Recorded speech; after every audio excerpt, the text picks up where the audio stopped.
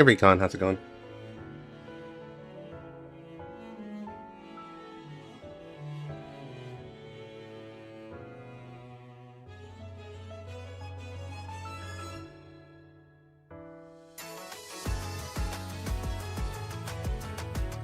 Yeah, I've been alright.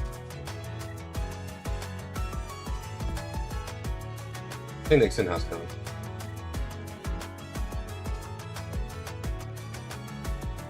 Oh yeah. Promotion? I wish I had time for that too. Yeah, I ate a while ago.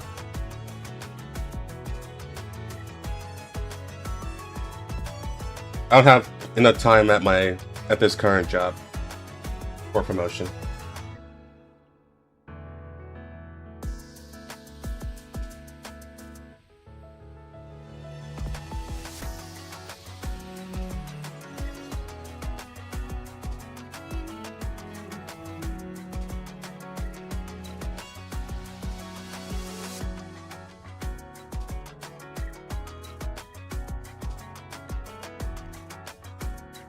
Be good. Yeah, honestly, this current job it's so easy that I'm probably screwing it up.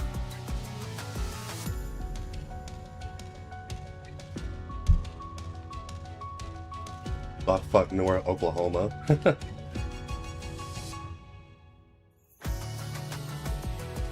In the middle of nowhere.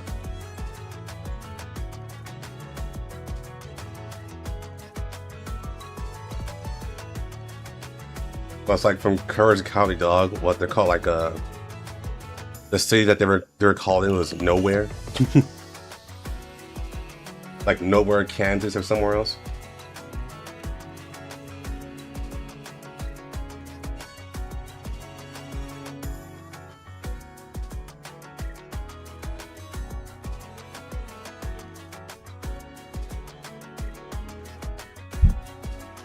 Yeah, it's a place where Resident Evil happens.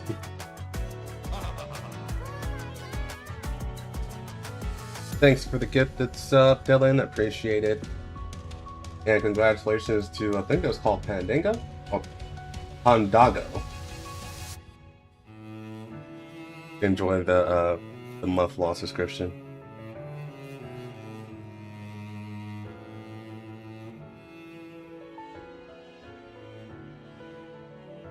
No. It's 3 o'clock. No.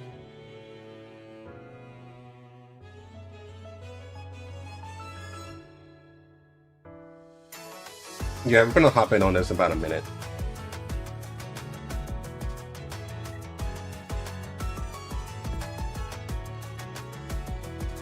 I really like this this story. Um,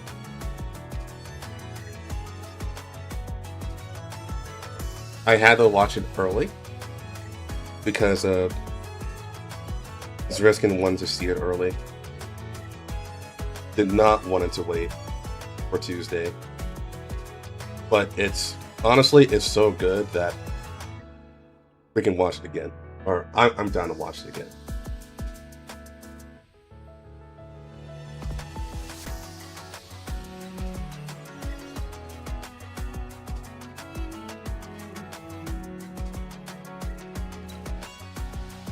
Yeah, honestly, Nikkei's stories have been really strong. And this is actually kind of early for my webcam to be going down.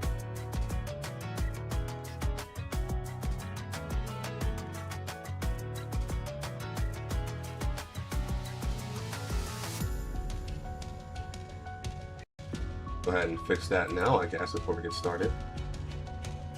See how long it'll last.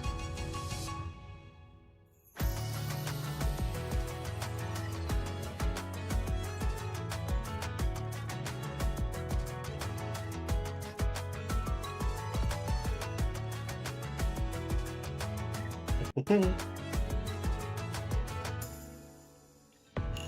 ninjas. Hey, Tex. soon as I fix my camera, we are going in.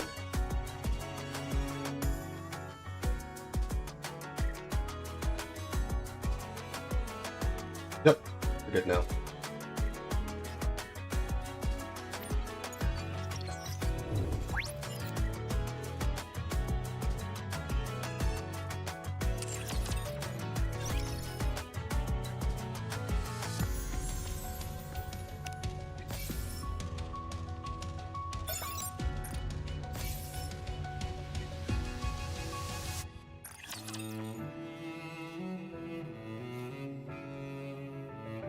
Summer sucks. It sucks everywhere. Unless you're in like Alaska or something.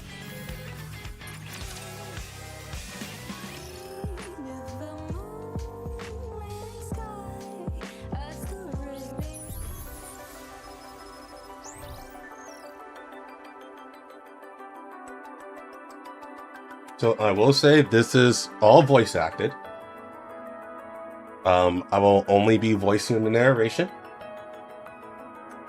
So, be a good time to talk and chat for once. But we'll see. We'll see how active chat gets today.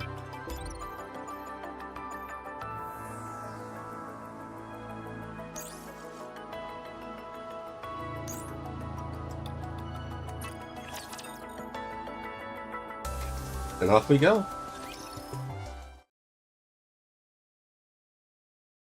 Mustang stares at the brilliant light beyond the monitor. He closes his eyes slowly. And memories of the past flicker across his mind like a fast-moving film. Pretty. I'm off. Very well. Go on then. Oh, right. I'm going to be a little late today. I've got an important meeting, so I'll grab dinner on the way. Just go ahead and eat without me. You've been out quite a lot lately. Well, you know how it is. It's crunch time. Performance reviews are coming up, and that's when they decide who gets promoted. So, yeah, I've got to pull a few strings. Hey, what's wrong? So I will say one thing, because it only touches on it briefly because you should already know this going in. So for those who don't know, because I do recall that this is a Girls Frontline channel and not necessarily NIKKE. Frisia, that's this girl on the right, she was back, she has made, her first appearance was during basically when all of the Goddess Squad stuff happening. That was back, like, compared to current time, that was 100 years ago. Back then she was just a kid, and she was already an orphan, and Red Hood saved her, pretty much. Nice drip, yeah. Yeah, Red Hood saved her, and during that time, Goddess Squad was like a super big squad, super famous, basically humanity's hope, more or less. So everyone kind of loved the Goddess Squad. Frieza was one of them. So she asked for Red Hood's autograph. Red Hood gave Frieza her autograph. Also, Red Hood was dying during that time because she was corrupted. Long story short, Oswald, the guy on the left, he was with Red Hood during the time. At that point, the two of them separated. So, Oswald took Frisia and got her on the Ark, but Frisia came back and said, "Hey, will you adopt me?" And then also like, "No, I'm not adopting you. I'm a soldier." But then Frisia just basically stayed with him for so long that Oswald just kind of just gave up and adopted her. And only by doing that Frisia actually wanted to go into the Ark.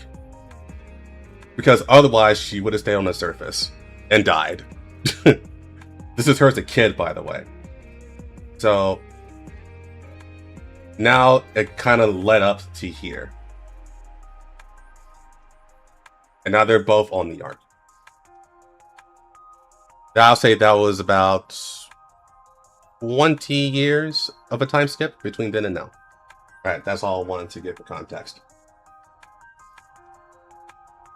No, it's nothing.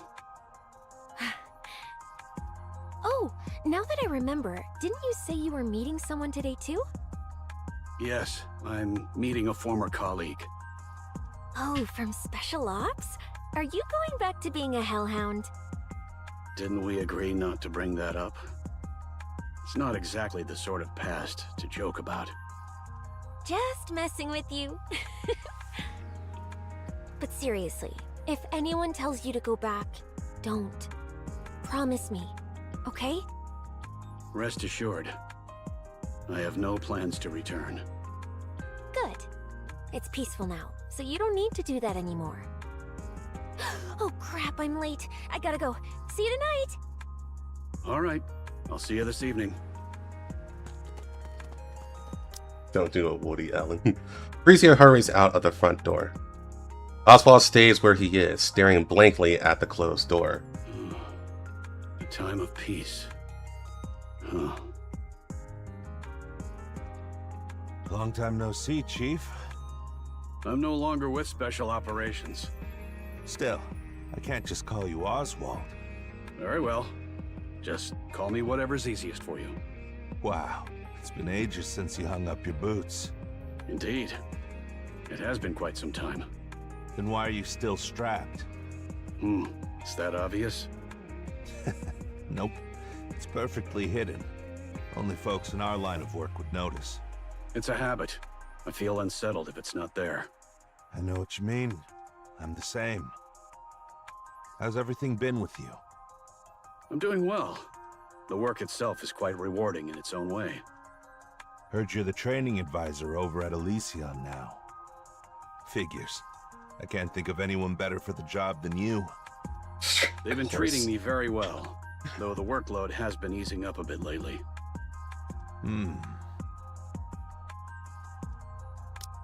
The man sitting across from Oswald gazes out the cafe window. Outside, members of the NIKKE Rights Committee walk down the street, holding their picket signs high.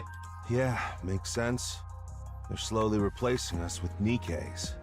After all, the dangerous high-skill stuff isn't for us anymore. Perhaps it's time you gave retirement some thought as well.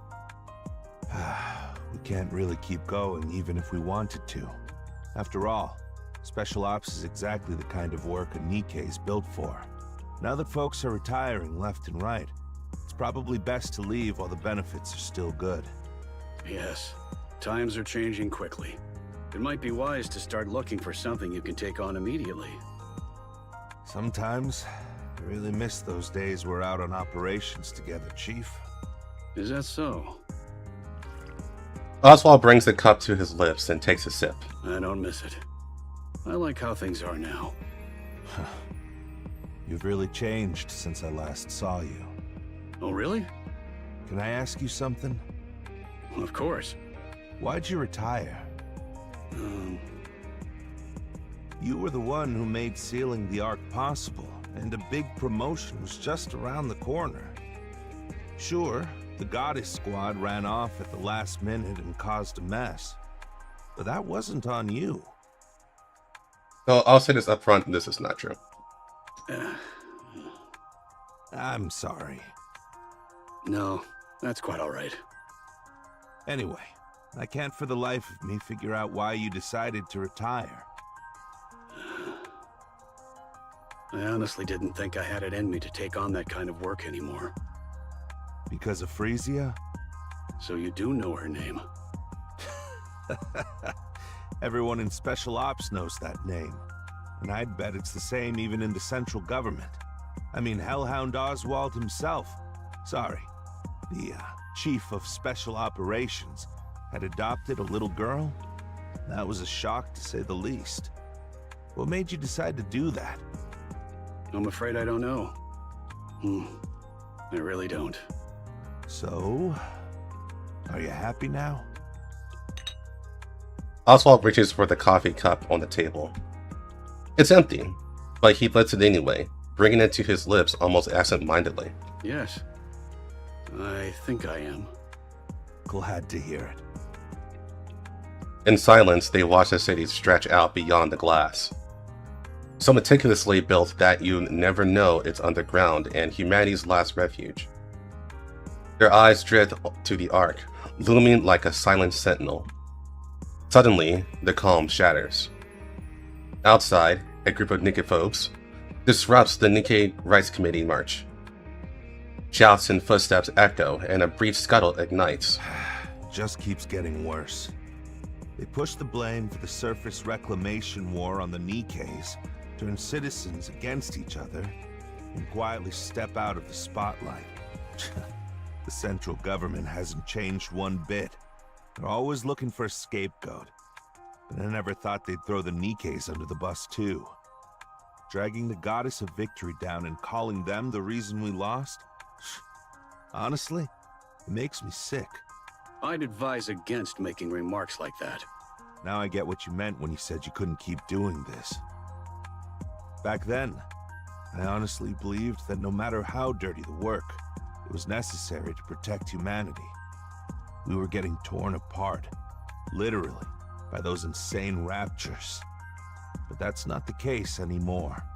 The surface hasn't been our problem for a long time. It hasn't even been that long since we came down to the Ark, and already things have come to this. All I can do is sit in my room and watch them tear down the very ones we used to look up to. Just to save themselves. It leaves a bad taste in my mouth. Ah, I see. So that's why you asked to meet today.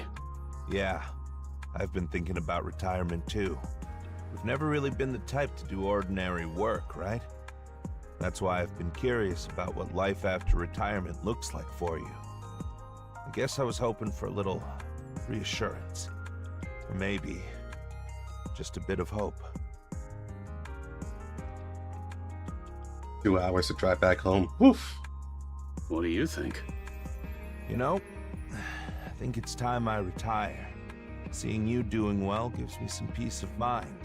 That's why I'm done serving a place like this. Up on the surface, I was blinded by grand ideals. But down here, I finally see things clearly. Damn, 48 a gallon. Wow. Pain. That is pain. I see. I wish you every success. Thanks. Really appreciate it. Once again, they watch the chaos beyond the glass in silence. The minor scuffle escalates, quickly spiraling out of control. The central government intervenes, deploying tear gas. Both NIKKE and the NIKKE Rights Committee scatter in a panic. Through the crowd scrambling to get away, Oswald catches sight of a very familiar face. What's wrong? You don't look so good all of a sudden. I'm fine. Okay, seems things have quieted down. Shall we get going? All right. It was great seeing you. Yes. I did enjoy it as well. Wow. You've really changed a lot.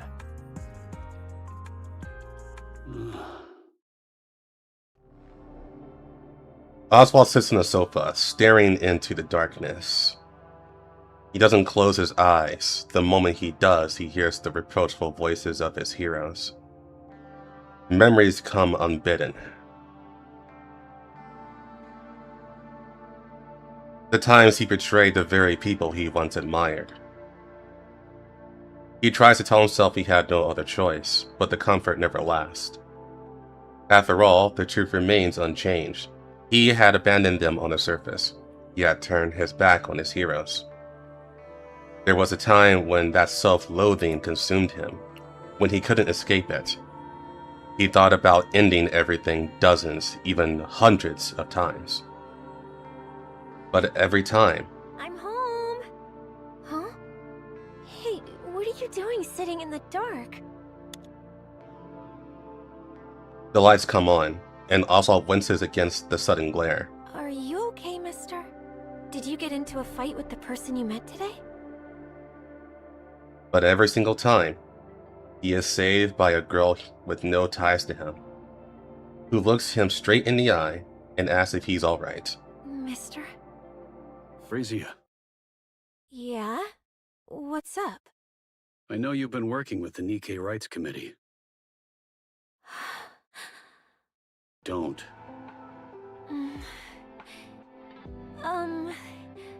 Just don't. Why not, mister? It's too dangerous. There's nothing wrong with doing the right thing. How can I just stand by when people say the NIKKEs are the reason we lost the surface reclamation war? So all that talk about getting promoted wasn't about your job after all. Yeah. I'm getting promoted to team leader. So, what's your goal? I want to make everyone look up to the NIKKEs once more. How do you plan on doing that? I'm not sure, but I can't just stand around doing nothing. Frisia, the Ark has no need for heroes. There must be none. Otherwise, they'll only be dragged down in the end. What you're doing now isn't just pointless. It's downright dangerous. I don't see it that way. More and more people are joining us, and one day everyone will see that the NIKKEs aren't a symbol of defeat. They're the goddesses of victory. Don't do it. Oh, come on. You loved the NIKKEs, didn't you? And the Goddess Squad, too. Not anymore. Frisia gestured towards a pair of leather gloves inside the acrylic case atop the living room display cabinet. Red Hood's signature is scrawled crookedly across the leather. What are you even talking about? You keep them on display, clean the case every day, and always end up smiling whenever you look at them. That lie doesn't make sense at all. So why are you doing this? There's nothing more painful than seeing someone you've long admired brought down. Exactly. That's why we're going to stop it. You can't stop it. The top brass won't allow it. I know. The central government needs a scapegoat, and I get why they're letting those NIKKE folks run wild. But are we just supposed to stand by and watch the NIKKEs who risked their lives for us get treated like this? I wish we could do more. But for now, we can only stand by. Now that I'm a team leader, I can do so much more, and the committee gets to decide what it wants to take on. You're looking at having a choice a bit too optimistically, aren't you? Oh, am I? I already told you. Don't do that. I'm doing it anyway. Frisia. I'm crashing at a friend's tonight. Frisia opens the door and walks out. She said, "Fuck off." Oswald stares after her, stunned into silence. 3 days later, Oswald watches the news, then bolts from the room. As he runs, his hand slips inside his coat, checking his chest holster. The handgun is snug, exactly where it should be. He arrives at the scene. The authorities try to stop him, but he brushes past them effortlessly. It's over. The plaza is a wasteland. Shattered furniture and broken equipment lie scattered everywhere, and lifeless bodies are strewn across the ground. Oswald scans the faces quickly. Relief washes over him when he finds that she's not among them. He exhales, and his phone rings. Oswald heads straight to the hospital, where he finds Frisia lying in her bed, eyes staring blankly at the ceiling.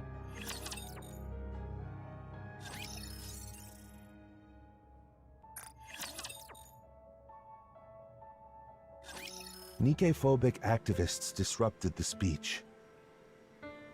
That on my taxes yet? Yeah. Kinda need to. If you don't, it's called tax evasion. And, yeah. Kinda had to. And tried to force their way onto the stage. Your daughter got caught in the scuffle and fell near the edge of the stairs. breaking her neck and severing her nerves.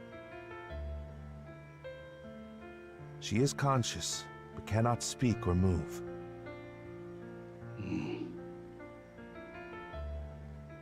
Is that the Nikki Mars where Rappy got in? Well, injured's the wrong word. Rappy fucking died. Yeah, this should be the one.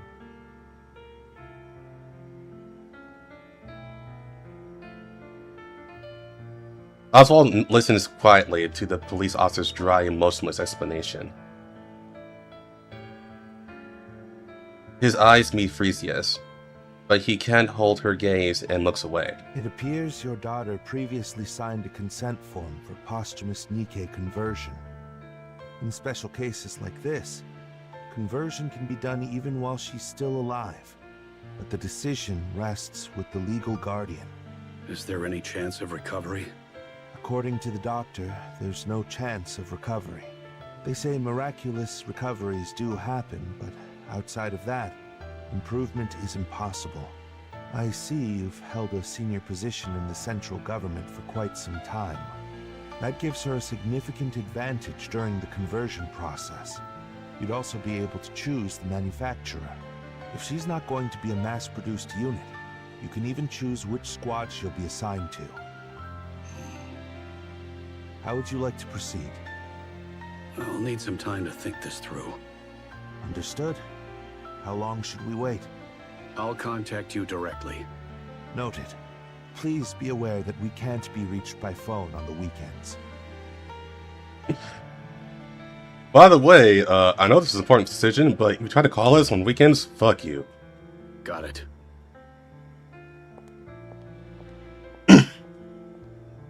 The police officer steps out of the hospital room, leaving behind only the beeps and whirs of machines. Frisia, do you want to become a NIKKE? Frisia blinks. Silence hangs in the air. After staring at Frisia for a long while, Oswald finally speaks. I don't want that. I can't bear the thought of you forgetting me. So, promise me you won't forget me. Frisia blinks, tears streaming down her cheeks. All right. Until next time. Frisia blinks, and Oswald reaches for his phone. Entertainment! VIPs of the hour, mes amis. Enjoying yourselves, oui? Soft murmurs ripple through the audience. Ooh la la! Barely a whisper. Tell me, did les spectacles tickle your fancy, mes chers? The audience erupts in cheers. Et voila! Today's extravaganza draws to a close. Take care on your way home, mes chers. Zesty Mustang. Also, this the background music right now sounds really off. People are filing out, their footsteps fading into silence. Mustang watches until the last audience member disappears, then makes his way backstage. A staffer hands him a drink. He sips casually, then flings the remainder across their face. Get the sweetness right. I won't repeat myself. Mustang enters the monitor room and sinks into an extravagant single-seated sofa that looks completely out of place. A handful of staff rush to his side, touching up his makeup, spritzing perfume, and fixing his... handled the lighting today? Oh, I forgot. Yeah, that sentence isn't finished. It gets cut off, so I guess it's fixing his hair. That'd be Richard. This beta-ass looking male. Fire him. That glare's unbearable. How'd something like that even make it into the Ark? The setup's exactly the same as always. Do you have any idea how blinding those things were today? Richard has been with us for 3 years, and this is his first... Mistake. Fire him. Now. Understood. And what's with the audience tonight? So lukewarm. Pathetic. I give them a rare performance like that, and this is the thanks I get? I'll look into it. Who's in charge of marketing? Bring them to me. He's just stepped out to the restroom for a moment. Ugh. Didn't I say to wait here until the show's over? I want to see him shit his pants! Am I a joke to you? He's been unwell with gastroenteritis for the past few days. I was worried it might get worse if left unattended, so I sent him to the restroom. And just who do you think you are?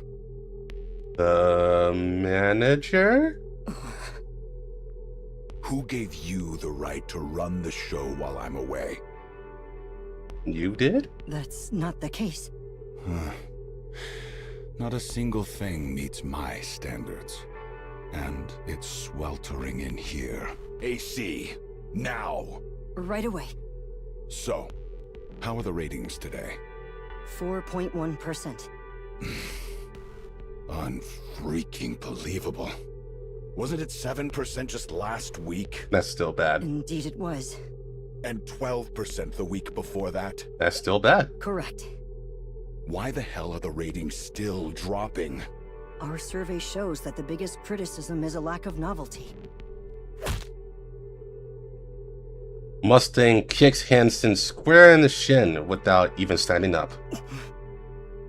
Do you think that's what I asked for?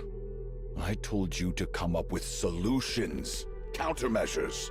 And here I am parading on stage like some miserable clown, blowing kisses for everyone to see. And you, what exactly have you been doing? Hey, Hansen. Answer me, Director Hansen. Oh yeah, he's a director, not a manager. He kicks Hansen in the shin again. I believe the main reason is the lack of new faces. The NIKKE celebrity project we had invested so much time and effort into was practically cancelled. At this point, there's no way for a NIKKE celebrity to make an appearance. It's all thanks to them royally screwing up that damn surface reclamation war. That seems to be the main reason. Public opinion of NIKKEs in the Ark has grown highly hostile. So it's an inopportune time for a NIKKE celebrity to step into the spotlight. Hansen, do you have any idea how much I poured into the pockets of those big shots when the Ark was built? I'm not sure. A lot. A whole damn lot. More than you could even dream of. And I kissed every ass I had to, all while spouting some crap about the good of humanity, just to get my hands on NIKKE manufacturing tech. Why, you ask? To secure the monopoly on NIKKE entertainment inside the Ark. NIKKEs that don't age, that obey if you fry their brains a little. The perfect product to sell. I stuffed them with cash, licked their boots, and it worked. Flawlessly. Then I lured in those pretty-faced, vain, empty-headed NIKKEs and molded them into stars.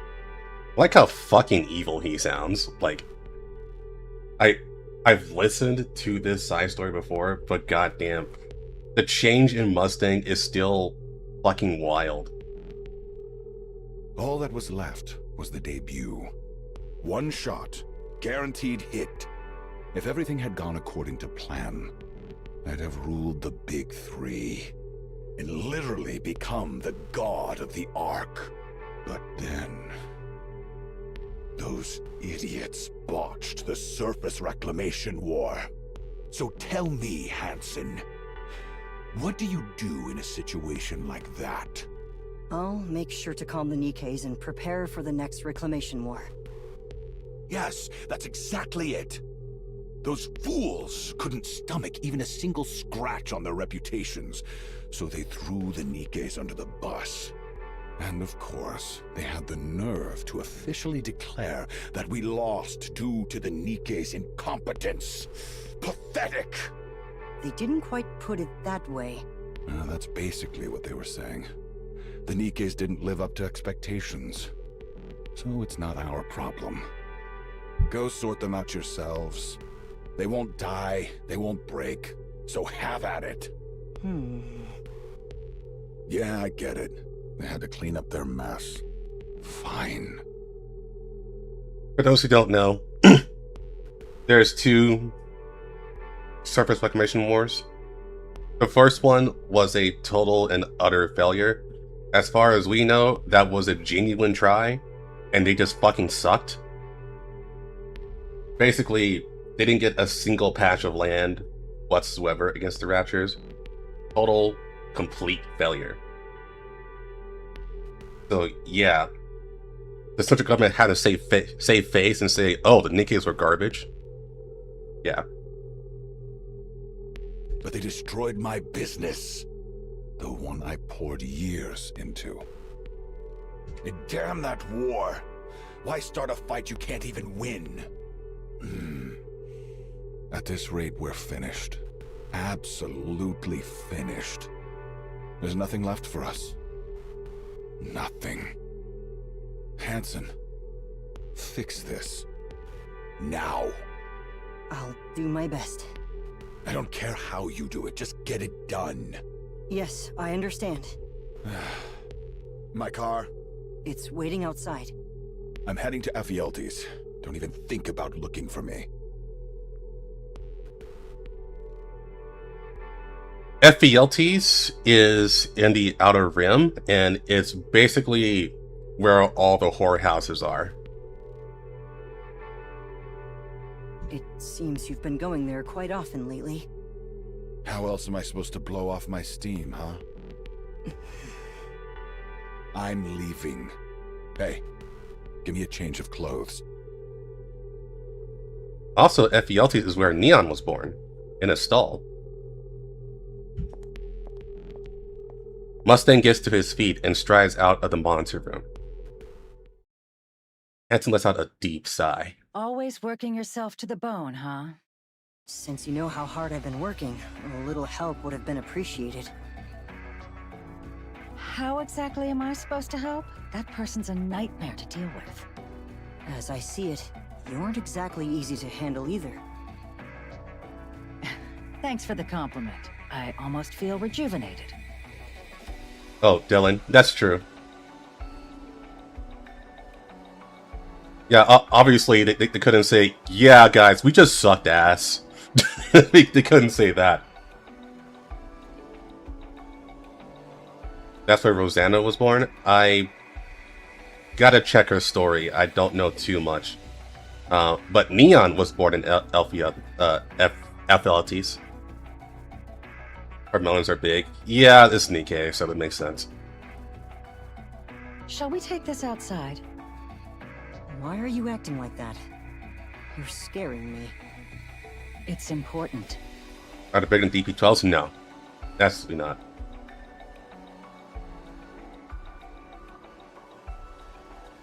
Look at this.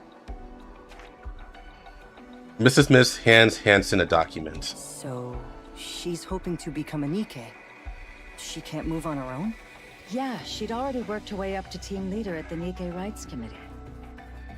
When the NIKKE phobes attacked her, completely severed her nerves, poor thing. Okay, but what am I supposed to do with her? Let's bring her in. Pardon? A woman who died tragically while campaigning for NIKKE rights. Reborn as a NIKKE, she's back to fight for the goddesses of victory in her own way. Quite the picture, huh? Are you suggesting we bring her into the entertainment industry? That I do. We don't even know what kind of talent she has. At this point, her story is her talent. If we play our cards right, it could flip everything in our favor. I suppose that may be true. We're doing this then? Yes, I'd appreciate it.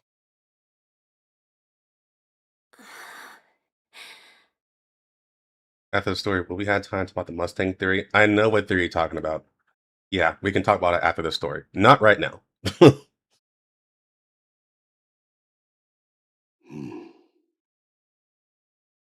Mister. Phew. Yes, it's me. I'm so glad I remember everything. Yeah, that's a relief. So, where was I made?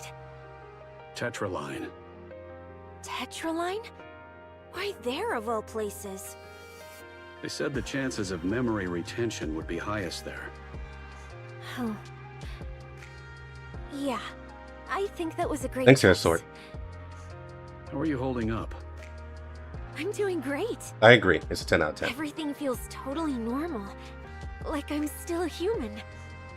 It's crazy to think that not long ago, I couldn't do anything and was just lying there. That won't happen again. Yeah, looks like I don't have to worry about breaking my neck anymore. Should have done this ages ago. Frisia, that's enough. I've come this far, so I can't stop now, can I?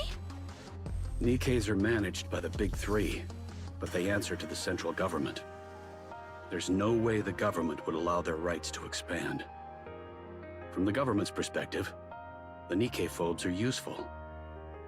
So you think it's okay to just let it be? There's no helping it. Huh. I don't think so. Now that I'm a NIKKE, there's so much more I can do. I'll make it happen, no matter what.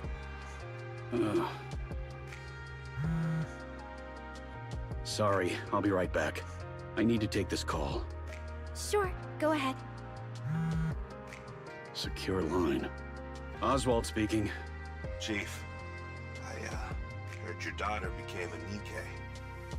Does she still have her memories? Yes, her memories are intact. Thank goodness. And since she's your daughter, I took a quick look at the data just to make sure everything looked normal. Frisia, she's born to do this. Born to do what? I'm not sure I follow. Her combat skills are no joke. If I had to exaggerate a bit, that's Lillyweiss for you. This is a fucking wild thing to say. Because Lillyweiss is, well, the majority of you guys know what happened during the Goddess Fall event. Where the Queen was using Lillyweiss's body and curb stomped everyone. Yeah. He's the strongest NIKKE ever. And saying Frisia is Lillyweiss tier? Fucking extreme. Sorry, how much power level? Yeah, they're basically saying she is basically the strongest NIKKE. Besides Lillyweiss. How did that happen? Honestly, that's really hard to say. Because it's just normal NIKKE attack. They didn't use any Grimm's models or anything like that, so she's just naturally that strong.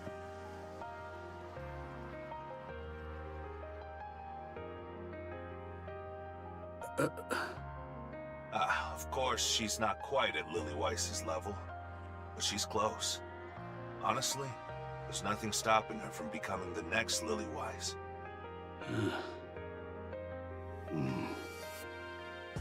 Chief, you still there? I have a favor to ask. Oh, yes. Go on. The powers of hopes and dreams and shit. Honestly, that may actually be it. Could I ask you to alter the data? At this stage, becoming the next Lillyweiss wouldn't do any good. She'd just be used as propaganda by the central government. More people would end up dying pointlessly on the surface. And one person alone can't change anything. But Chief, the mere fact that there's a successor to Lillyweiss at this point... Please, I'm asking for your help. I can't let my daughter be sent to the front lines. Pulling the father-daughter card on me, huh? That's a low blow. I apologize. All right, leave it to me. I'll make her look like just another ordinary Nikke. Would that be possible? Nothing we haven't handled before. Piece of cake. Good thing Enix tied up with managing the Ark right now. If everything goes according to plan, we should be able to monitor all sectors by next year. Right on time. I'll leave it in your capable hands. Sure thing. Guess I'll have to put retirement on hold for a while. Thank you. Mister? Still not done? No, it's over. Why? Tetra just called. They want me to swing by the office. Apparently they've got something to tell me. Tetra? Yeah. I asked if my guardian could come too, and they said yes. Let's go together. What's going on? Why Tetra? I mean, they did make her. Why even ask? It's obvious, isn't it? Tetra's in the entertainment business after all. They probably saw me and decided to scout me on the spot. I don't think that's the case. Say what?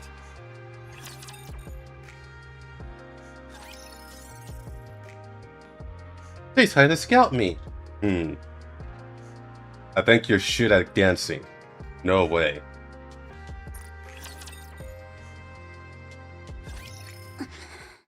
Hi, Anise. You look pissed off. Anise stares intently at her desk. Every inch is scrawled with scribbles, so crude she can barely bring herself to read them.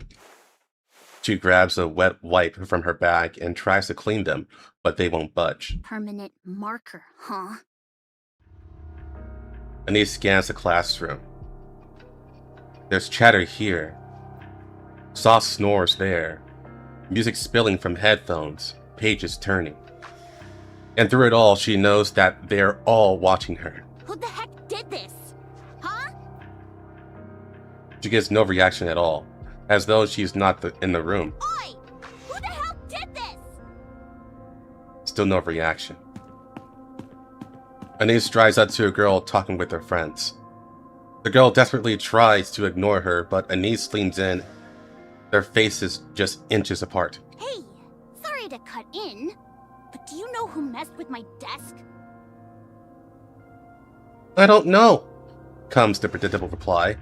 Meanwhile, Anise stares at her without blinking. Was it you? Watching the girl vehemently deny it, Anise furrows her brows in frustration as she straightens and shouts at the class. I don't even care who did this. Just tell me why. Huh? What the hell? If you're gonna screw with me, the least you can do is give me a reason. The classroom becomes so quiet that you can hear a pin drop. Seriously, this is driving me nuts. And it's not even the first time. Anise sits at her desk and pulls out another wet wipe. She scrawls furiously and the scribbles start to come off little by little. The red writing comes off far more easily than the rest. She stares at the red stains left on the wipe, then she shoots to her feet. Without warning, she clamps a hand around the back of a girl's neck in the front row. Hey, class prez! You're supposed to set the example. So, care to explain why you pulled a stunt like that? And don't act like it's your first time either. It wasn't me. Weren't you bragging about the new lipstick just the other day? The color's hard to miss. Thought you said it was expensive, but here you are using it to scribble. Must be nice having money to burn. Anise clamps down harder on the nape of the girl's neck. I wasn't the only one. But you're in on this too! Come on, class prez, step up and take the hit for the whole class! The class president rips herself away from Anise's grip, rubbing her neck as she glares icily. You wanna know why? You're a nobody, yet you strut around like you're all that. That's why. What the hell are you talking about? You're an orphan. You only got in here on some scholarship. You've got absolutely nothing. So why do you strut around like you're in charge? I'm the leader. I'm the class president, not you. Oh, I get it now. You're from some perfect family, so you get to be class president. And me? No parents, scraping by on government handouts. And suddenly, I'm a threat to your precious spot. That pisses you off, so you pull this kind of crap, right? Please, know your place. Just because everyone humors you, doesn't mean they actually like you. The classroom door slides open, and a teacher enters. What are you doing? Nothing at all.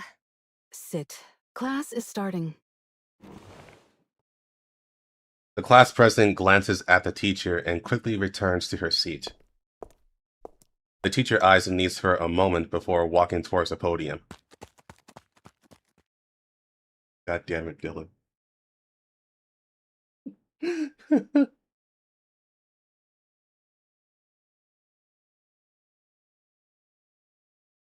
Dylan, you're basically turning to the Nappa of this, of my streams.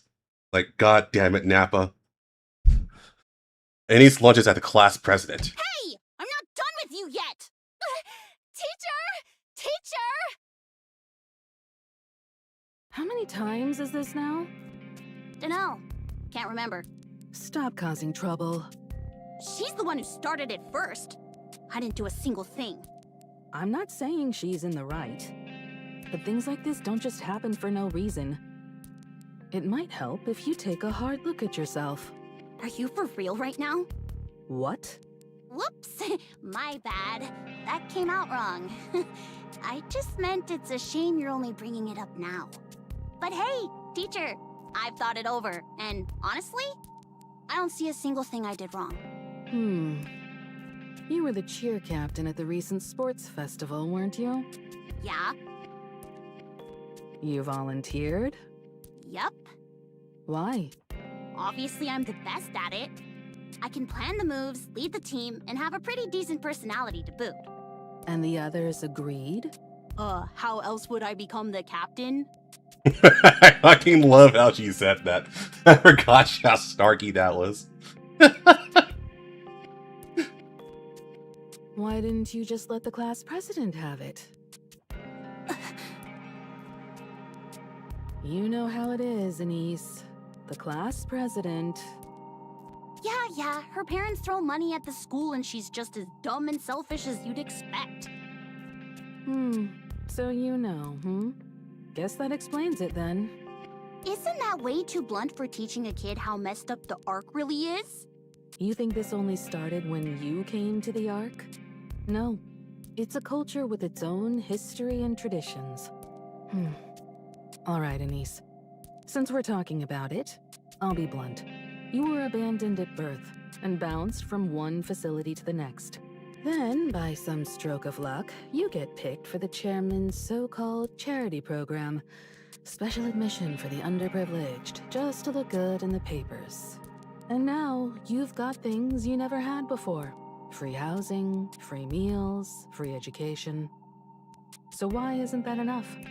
Why do you keep asking for more? Wow, teacher.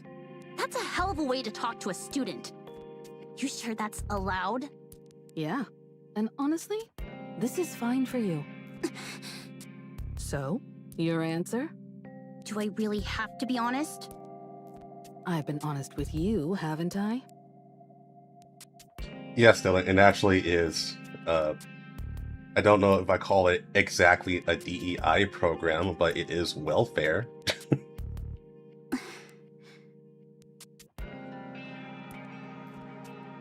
I just want people to like me.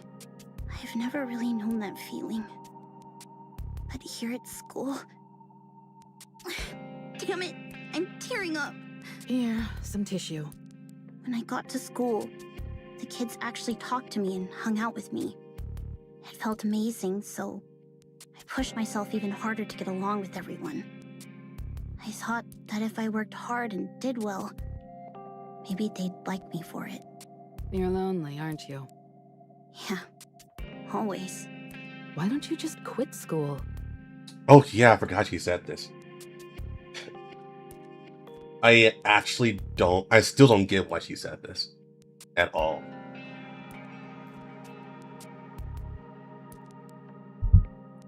You know, you would think an actual teacher would be like, you know what? I get it. I totally get it. I was like, why you just quit? Just fuck off.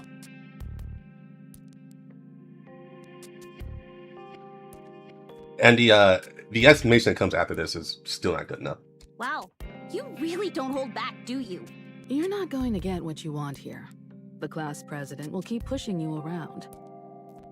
And all outside activities, even part-time jobs are off limits, so you're just stuck here. At this point, you might as well quit and do what you actually want. You're living your life well because you work hard and fight for what you want. Honestly, that's impressive. But not here. Here, you'll get completely crushed, and all your effort will count for nothing. The memories you make in school, they'll stick with you for the rest of your life. So quit.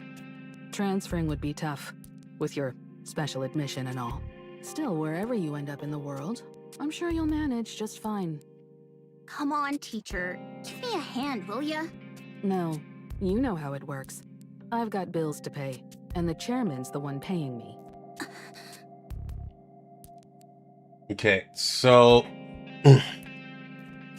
this is one of those things where I actually try to figure out what's going on here. Sorry, Anise, you're in a Korean story. Yeah. This is definitely one of those things where I think it might be something where culture really comes into place. And so, at least here in America, this is not really how our school system works, even though I say our school system is pretty fucking awful. But at least socially speaking, it wouldn't necessarily work like this. It was brought up to me that this may be a private school, and that's why they have its own culture. But no, this is actually a public school because the government put their hands in it. Like, Anise was pulled to this school because the government gave her that scholarship. So this is actually a public school.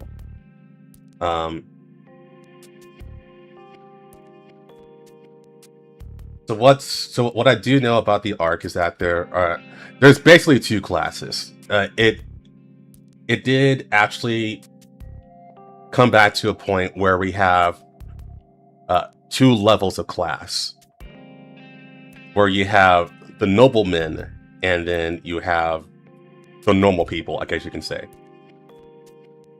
The nobles are exactly what you would expect. They're the high-class people that look down at everyone. And it sounds like the class president is part of those noble people. And you learn a lot more of this through Ludmilla's story. Because she grew up as a noble person too. Oh yeah, they're called the Sovereigns. Yeah, that class is called the Sovereigns. So Lumino grew up as a sovereign, and they do a lot of fucked up stuff.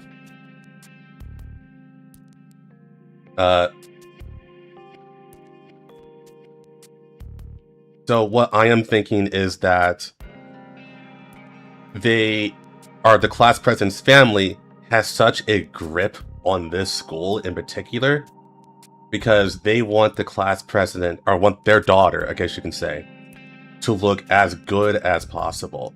So she must have everything. And if she doesn't have everything, she just tells her parents, and the parents stop funding the school, and the school probably falls apart. Maybe. That's what it sounds like. So that's why she's able to control everything.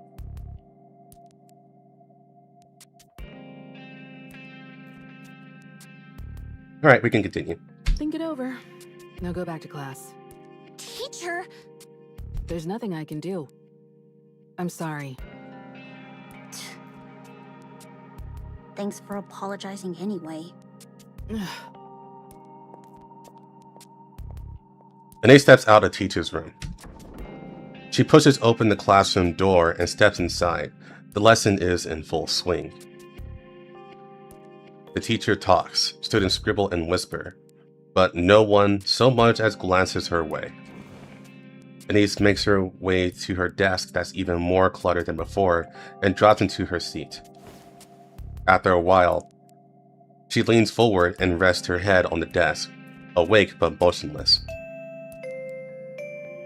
The lesson continues. The final bell rings, signaling the end of the day. Murmurs ripple across the room, but Anais sits there, unmoving. Gradually, the classroom grows quiet as time passes. After a long while, Anais lifts herself from the desk. The classroom is dark and empty as a loaded silence settles over her. She packs her bag and heads back to the dorm. All of her roommate's things are gone, but Anais just collapses onto the bed. Voices drip in from all around, but none of them are for her. She closes her eyes and lets her memory surface. The thank you letter she wrote to a facility administrator left unopened in the trash. The time she asked a well-dressed peer to play only to be slapped by their parent and splashed with water. A friend she had made who was adopted and gone before she could say goodbye. Meeting that friend years later and greeting them warmly, only to be met with an awkward, uncomfortable smile. Dancing wildly on a stage, desperate for attention. At first, the laughter she got was intoxicating, until she realized it was mocking and cried for days afterward. A volunteer who hugged her tightly, with tears in their eyes, told her to take care when she left the second facility. Unable to forget the volunteer, she looked everywhere, but all that remained was their cold digital gravestone. The moment she tracked down the volunteer's daughter and begged for a hug, clinging as if her life depended on it. At that moment, Anais is certain. She must have been broken somewhere along the way, so desperate for love. Anais opens her eyes.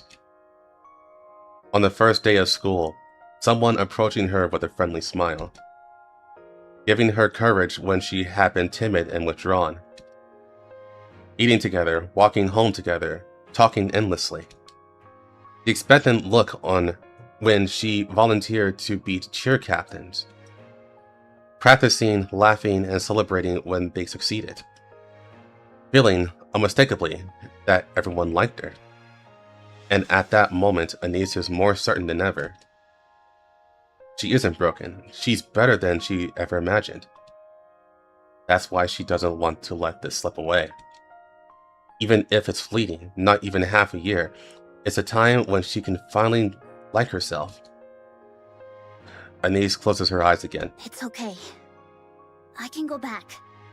Yeah. The next day, Anais opens the classroom door and walks in. Hey, good morning. There's no response. No one even glances her way. They finally finished the construction by the school gate. Gotta admit, it looks really nice. The room remains silent, not even looks at her. Hey, anyone got a clue what we're having for lunch? She gets no reply. No one meets her eyes. I finished all the homework. Wanna go over the answers with me? No one answers or even glances in her direction.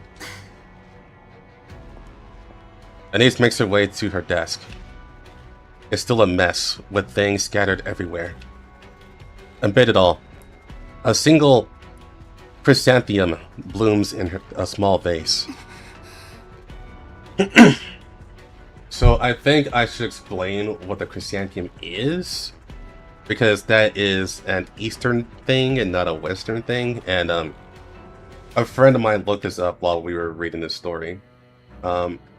So apparently this is a thing in Japan where kids or teenagers or whatever will put a chrysanthemum on a student's desk, and it's basically a call for them to kill themselves. So yeah, that's dark. Anise feels a sudden urge to grab the vase and smash it on the class president's head. But she holds herself back. She sets the vase in the corner of the desk, pulls a book from her bag, and begins studying. Her eyes sting and her vision blurs, but she fights back the tears. That day, she doesn't utter a single word until she returns to the dorm and crawls into bed. Well, that was easy. No, it wasn't.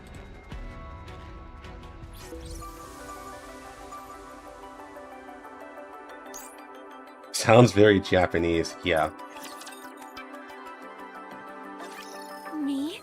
A celebrity? Really? Yes, that's correct. Tetraline would like to formally invite you to debut with us. Frisia pokes Oswald in the side. See? I told you. May I ask why? I can't make sense of debuting a NIKKE as a celebrity at this point. And there must be a reason you chose Frisia, given that she's never shown any interest in the entertainment industry. She's got talent. Once she debuts, she'll shoot straight to stardom. I'll stake my reputation on it. Looks very South Korean. Looks white as fuck. What do you mean? I wouldn't be so sure about that. You think I'd lie? Yes, there's nothing backing that claim. I hate to brag, but I'm a very successful producer. When it comes to spotting raw talent, no one even comes close. Where did you get information on Frisia? You shouldn't have had any contact with her. Every NIKKE application goes through me. After all, we are a NIKKE manufacturing company. Tetraline hasn't been doing well lately. So you intend to make Frisia a symbol for advancing NIKKE rights to gain support? By my calculation, the NIKKE phobes make up half the ARC's population. Half is a lot, actually. If I think about it. It's pretty extreme. And you intend to win over the other half by turning her into a celebrity. You work in this industry, don't you? I suppose you could say that. You're right. Hansen. As you said, Tetraline's situation is indeed far from ideal.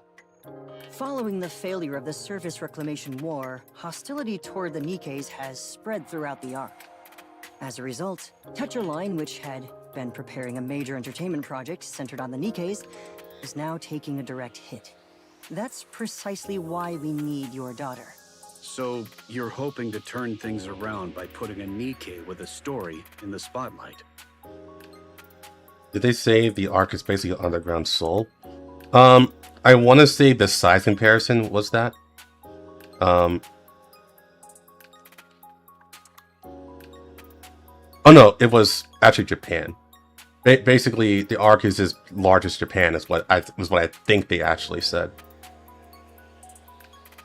Now, as for the culture, this is a Korean game, so I imagine a good amount of culture is pulled straight from Korea, because that would be what they're most familiar with.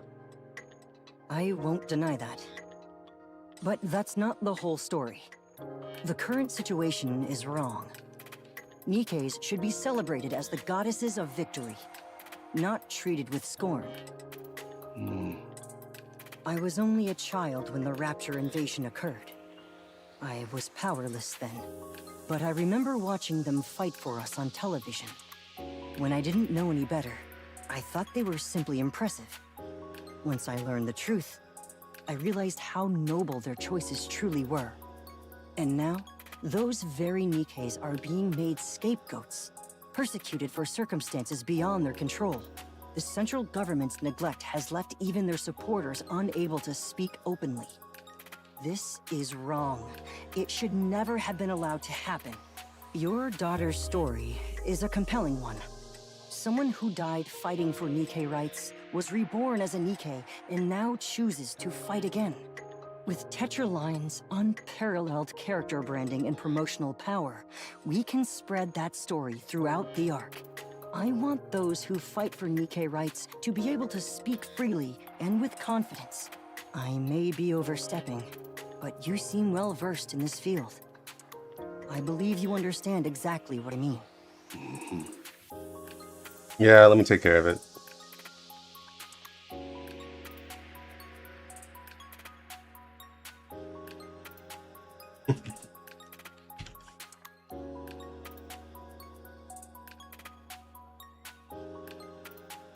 No, don't ban me. I'm just a bot.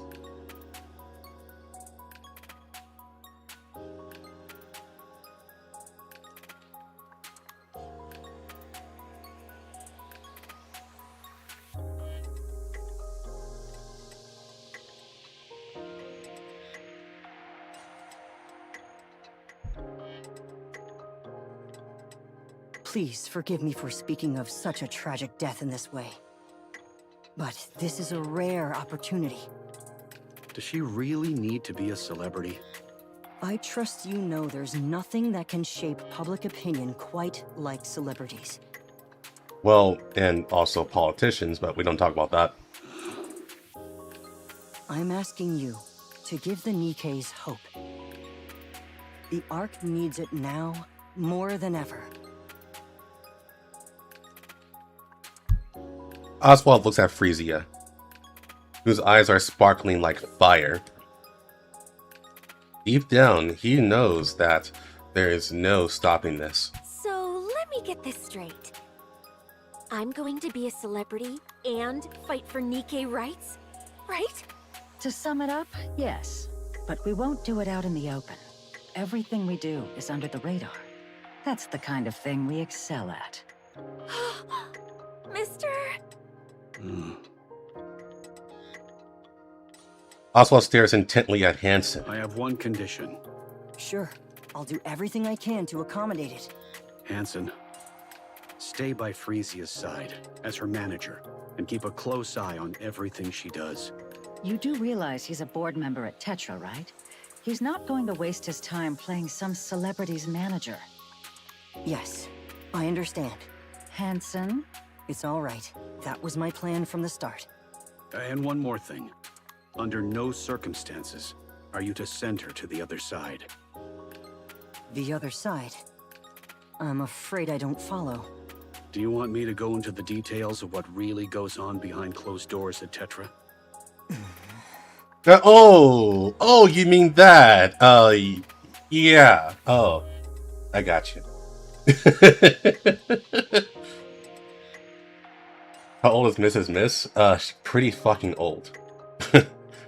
Evergreen helps. Who the hell is this guy? Make no mistake. This is a warning, not a request. I have a particular set of skills. Understood. I'll keep that in mind. I'm counting on you. It's a pleasure. I look forward to working with you.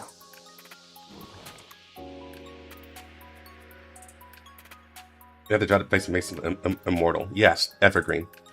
So Evergreen, for those who don't know, it's a drug that is basically a, it's basically, what's the best way to put it? It doesn't give you immortality, but it slows aging by such a massive amount that is basically a non-factor. It's a youth drug. That's the best way to put it. It's a youth drug. And it's mass-produced.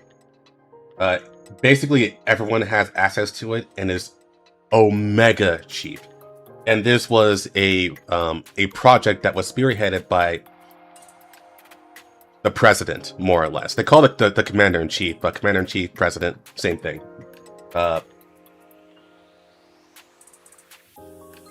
So basically, everyone has access to it, including people in the Outer Rim. It is more common at this point for you to be young, for you to have Evergreen than to not have it. That's how abundant it is. Well, have you missed Evergreen Everclear? Honestly, I'm not gonna lie to you, Dylan. I actually thought the same thing.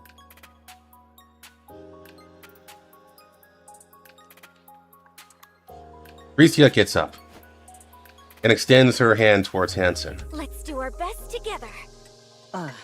Yes, I look forward to working with you. I'm Frisia. Hansen. Their hands meet in a firm shake. Oswald's eyes linger on Frisia, noting the way she's looking at Hansen.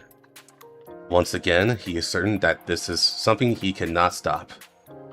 We start tomorrow. The goal is a debut in 6 months. It's going to be tough, so you'd better be ready.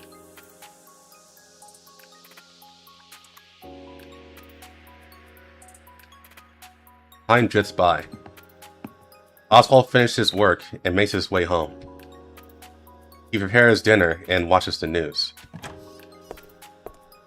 The door swings open and Frisia stumbles in, utterly exhausted. They share a meal and talk about her training, the house humming with the gentle rhythm of everyday life. Frisia drifts off to sleep, and Oswald turns his attention to the work waiting for him tomorrow. He's completely settled into this rhythm, this quiet repetition of days. If life could flow like this forever, he thinks that there would be nothing left to wish for. But a week later, Frisia steps into a new world. That night, Oswald lies awake, wondering what he can do for her.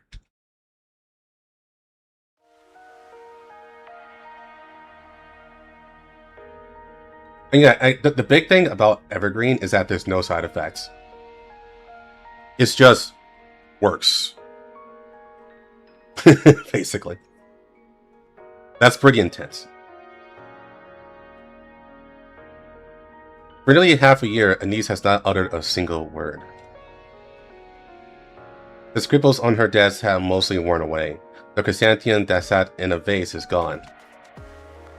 Everyone ignores her completely. She tries to get angry, she tries to plead. Nothing changes. Even the teacher stops responding. There's no one to reach out to. Anise has no one.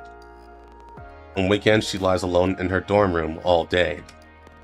Still, she goes to school, clinging to the tiniest hope that maybe, just maybe, someone will speak to her tomorrow. Every time, that hope crumbles. Eventually, she gives up. She says nothing. She expects nothing. One day, after everyone leaves and the classroom grows dim and silent, Anise stares blankly into space and continues, and for the first time in months, she speaks. Why am I even still alive? Well, that was easy. No, it's not. Why do I keep repeating that line?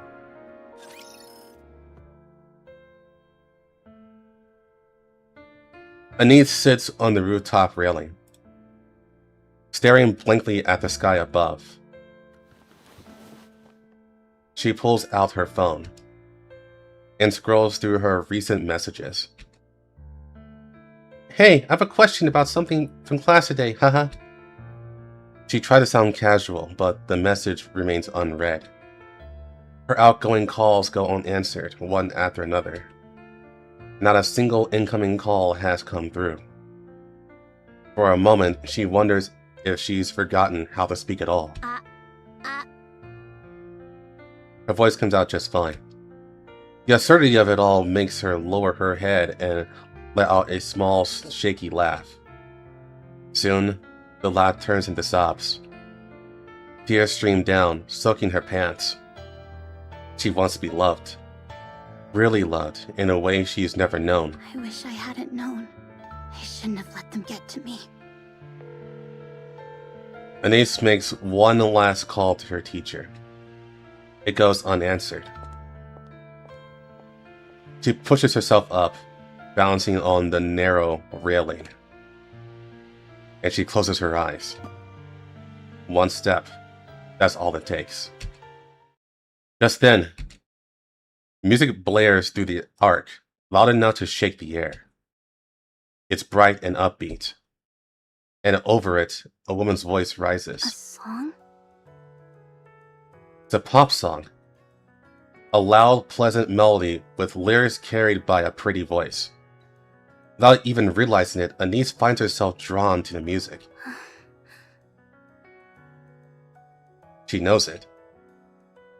The song was not written for her, and yet it fills the air, calling out to her to keep going.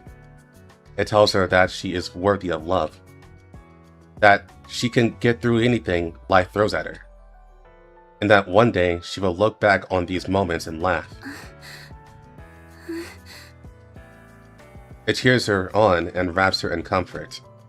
It breathes courage into her. It restores her sense of self-worth. You must live. You have to live and taste the happiness life has to offer. The lyrics ride the melody, gently nudging Anise away from the railing. The song ends, but she doesn't move from that spot until morning comes. Tears streak down her face. Encouragement and support fill her heart with warmth.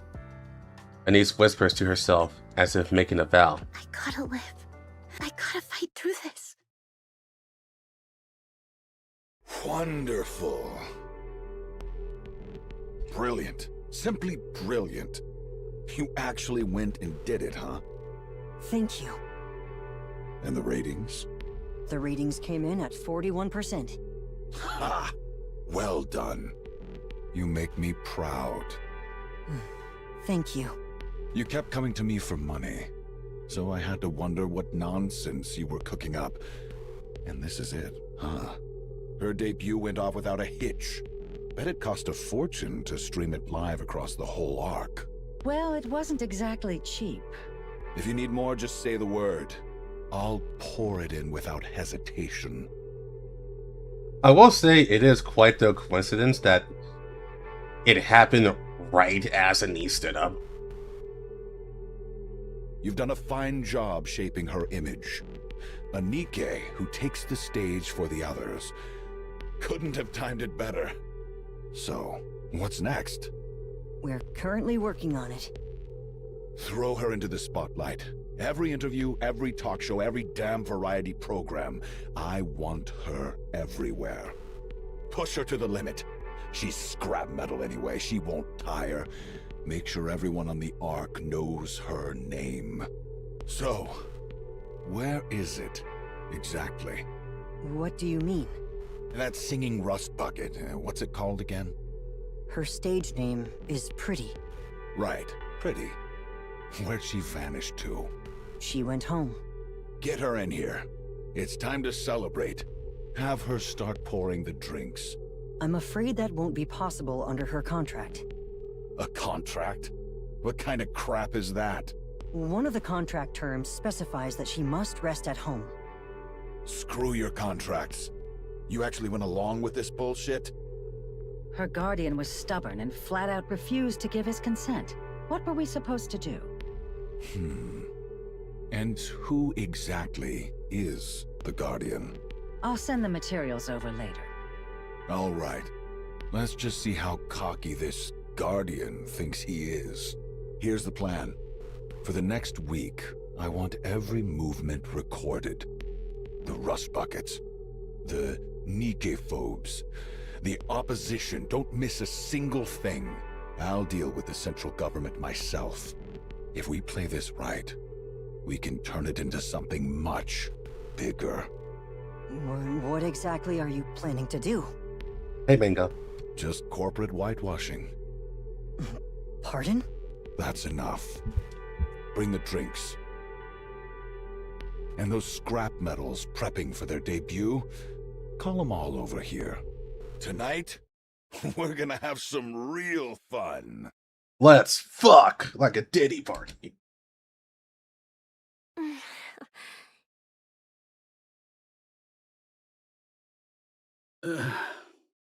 Did you see that, mister? Yes, I did. So, what'd you think? You did great. You looked lovely, and you handled yourself really well. Do these clothes suit me? They do. Sorry, what? Yeah, you heard what I said. Still, you might want to change into something more appropriate for a meal. I know, but I really wanted you to see it. But, mister, if I dance and sing, will it really make things better for the NIKKEs? Holy shit, is that whole Mustang? Yeah, it is. Can I really give them hope? If that's what you believe, then that's how it will be. Okay, I'll go along with that. Well, that was easy. Yeah, it sure was in these. It's a Diddy disciple.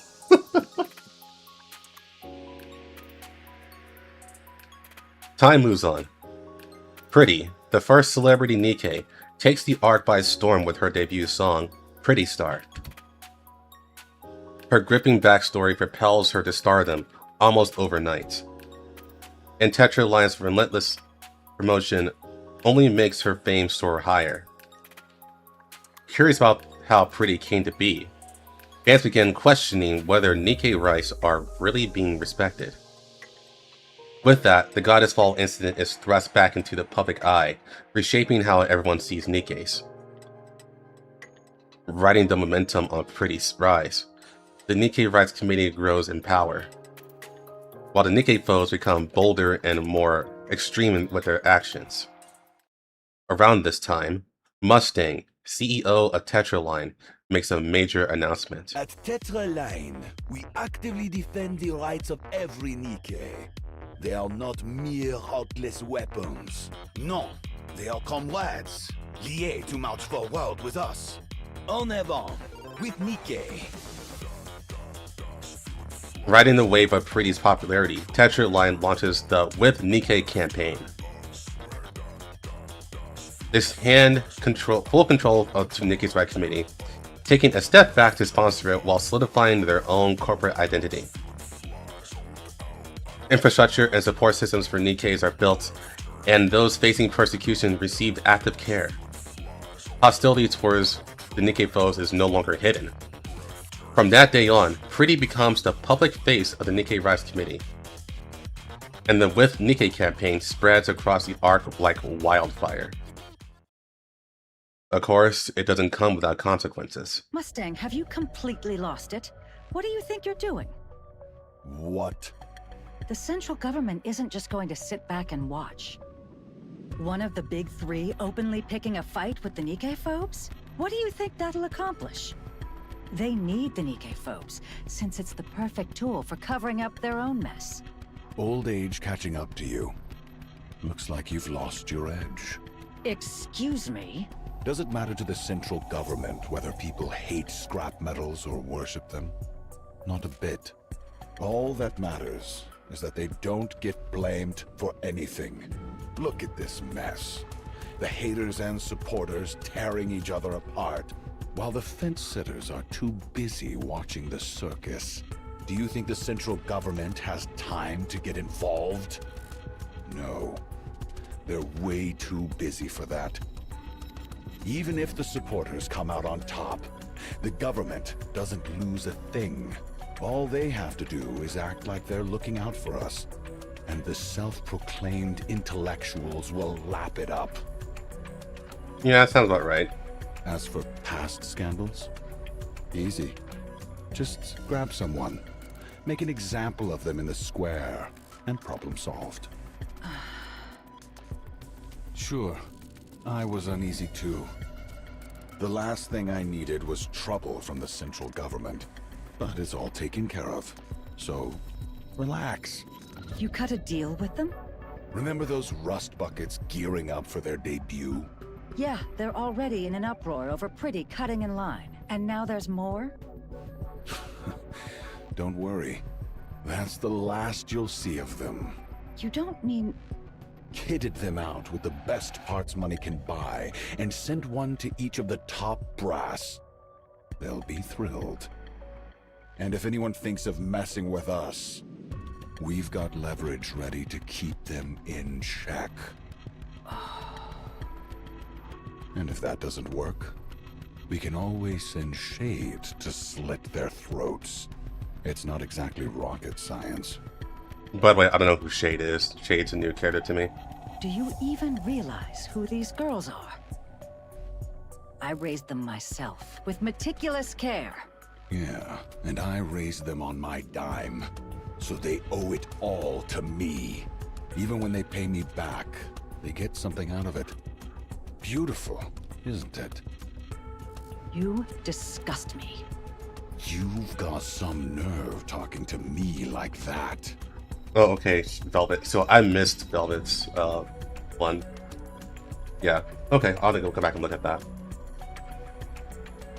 Velvet seems to be actually pretty important in the backstory, so yeah, I should actually go see her too.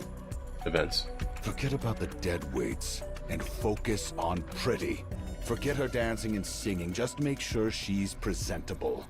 Image is everything. Make her a symbol everyone will remember. That's exactly what I'm doing. And give her a taste of power and wealth. Praise her. Indulge her. Get her addicted to the high life. Make sure she never even thinks of going back. What exactly are you trying to do? This is just in case. It'd be a real pain if she suddenly decides she doesn't care about fame or money. There's no way we're letting a prize like this slip away. Make luxury part of her life. Turn her into a celebrity. Got it? Fine. So this is one part that always kind of I feel like this was a fumble from Mustang. Obviously, your early term, this is a fantastic choice, but this is more of like long term. I'm thinking like, because you put everything in one basket. The moment you lose Pretty, you basically lose everything that Petra has. So why get rid of all of the other NIKKEs who are lined up to be celebrities that can be part of the campaign? Improvement time, yeah, basically, yeah. Yeah, I feel like it would have been way smarter if he added all the other NIKKEs, but someone saying sent NIKKEs for prostitution to bribe the top brass. It's not prostitution, no. It might as well should be, because that's what's going to happen. But no, it's meant to basically be their bodyguards.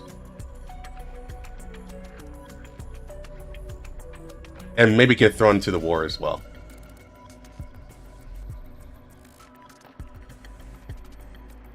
But Mustang, you're going to hell. Damn right. I fucking love this portion.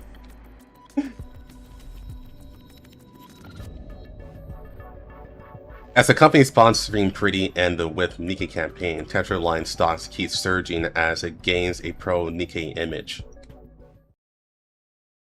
At the center of it all, Pretty is stretched thin under the relentless workload. Ugh.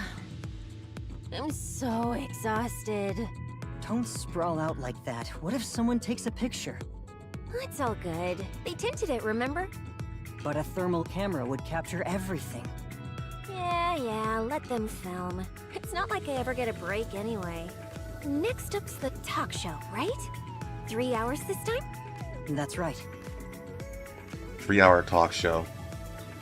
I mean, I get podcasts, but a talk show 3 hours? Fuck. I've got the script down pat.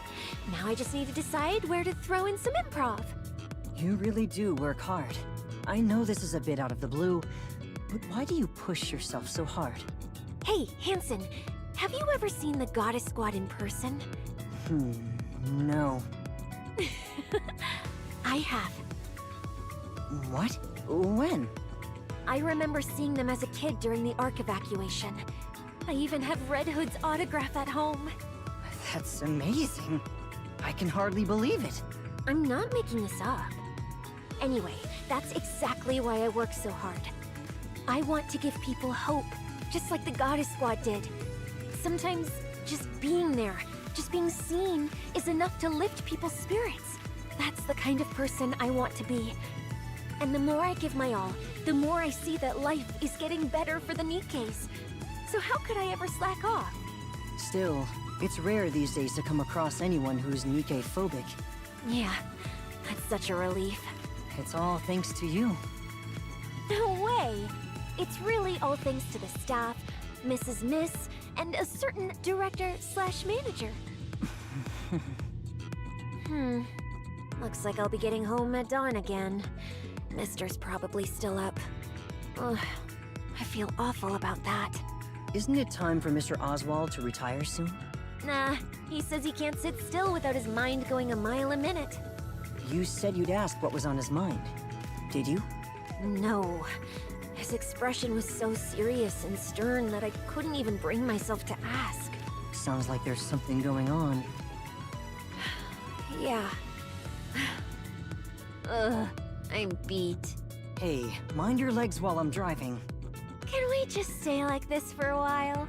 I'm so exhausted. They're heavy.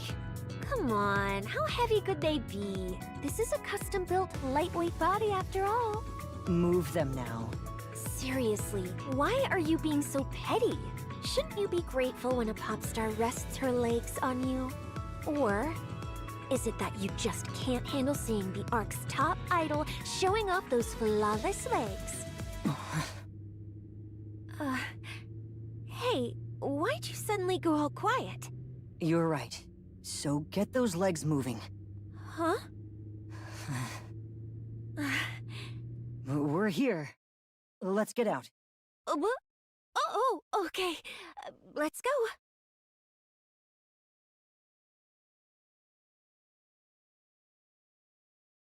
Yeah, so basically, she said, "Oh, wait, are you getting hard because of my legs?" And he said, "Yes." That's basically what happened there.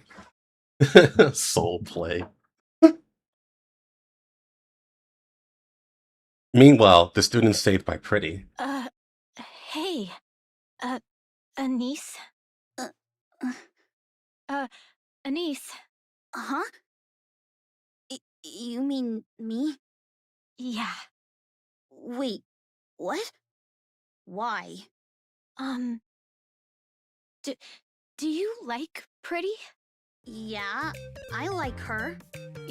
Yeah?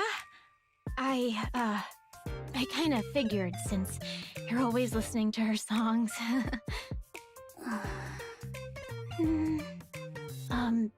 I managed to get a concert ticket by chance. Do you want it? Heck yeah! Nah, it's cool. I don't need it.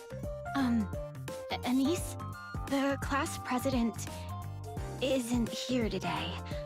I heard her cold's pretty bad, so she should be back tomorrow. Anise lifts her head, eyes sweeping across the classroom. The class president's seat is empty, and all eyes in the class are on her. So, what? I just wanted to say, I'm sorry. I've been meaning to apologize for a while, but the class president is really scary.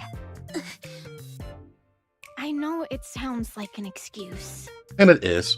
And I'll probably end up ignoring you again tomorrow, but still, we don't dislike you. That part's really true. I hope you know that. And we all prepared this ticket together. Give it to me! Oh, yeah. Here. Anise takes the ticket. I'm gonna have a blast! The girl hesitates before Anise, then returns to her seat. Anise turns towards the window, letting sunlight brush her face. She slides in her earphones, and Pretty's music flows through her. A small smile spreads across her face. For the first time in what feels like ages, she's glad to be here. Well, that was easy. Sure it was. So yeah, to me it sounds a lot like, basically, if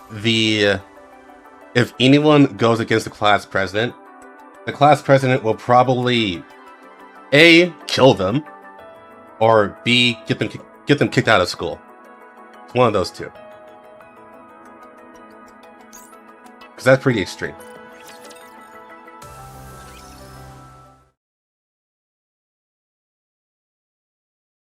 And time moves on. Same picture. Frisia is glued to her phone in the car. What are you doing? Just checking my social media. Oh no, that mistake's so obvious. Everyone noticed it. It happens. No one's perfect. Still, they spent the time and money to come all this way. Hey, Hansen, can we squeeze in a bit more practice? You're only getting 3 hours of sleep even now. Cutting back any more could be risky. But, I'll cancel the dinner with the board. Honestly, we don't really need it. but won't that make things harder for you? It's fine. They know full well who they have to thank for their comfortable lives. Sweet, thanks. Next up is the with NIKKE speech, right? And that's right. How's the script for that coming along? I know my lines by heart, but I'm scared I'll get all emotional. What if I burst into tears as soon as I get on stage? If you feel like crying, then cry. What matters most is being sincere. I swear, I look horrible in pictures whenever I cry. No, you're beautiful. Beautiful, huh? So, you think I'm beautiful?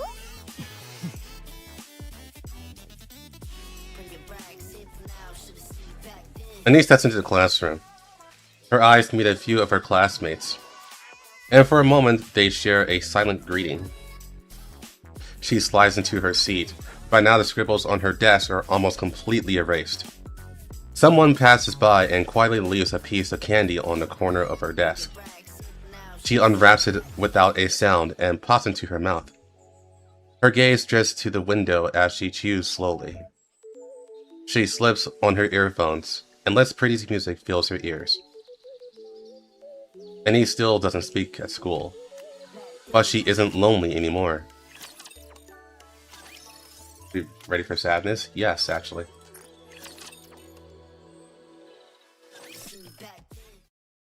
And time continues its quiet march. Frisia is glued to her phone in the car. Same picture, by the way. What are you doing? Just checking my social media. Wow. Everyone's still talking about the mistake I made on the last live stream. These people really blow these things out of proportion. The remark you made at the With NIKKE event was a serious mistake, and we're still dealing with the backlash. Gotta hand it to them. People really love poking their noses in everyone else's business. The speech is coming along nicely, I trust? Yeah, it's going great. What about the script? At this point, a quick skim is enough. Who could memorize all that anyway? So what's the plan for your performance? I'm going to cry. Smart move. Like really bawl my eyes out. That should calm things down, right? But don't overdo it. People get tired of seeing the same thing too often. Of course. Oh, and I told the makeup team to make me look a little worn out. Well, well. Looks like you can manage on your own now. I couldn't have done it without my amazing producer. You know there's a party after this, right? Make sure to show up and flash that smile of yours. So this is all to just butter people up, huh? Count me out. I'm not singing. I'm not making you perform.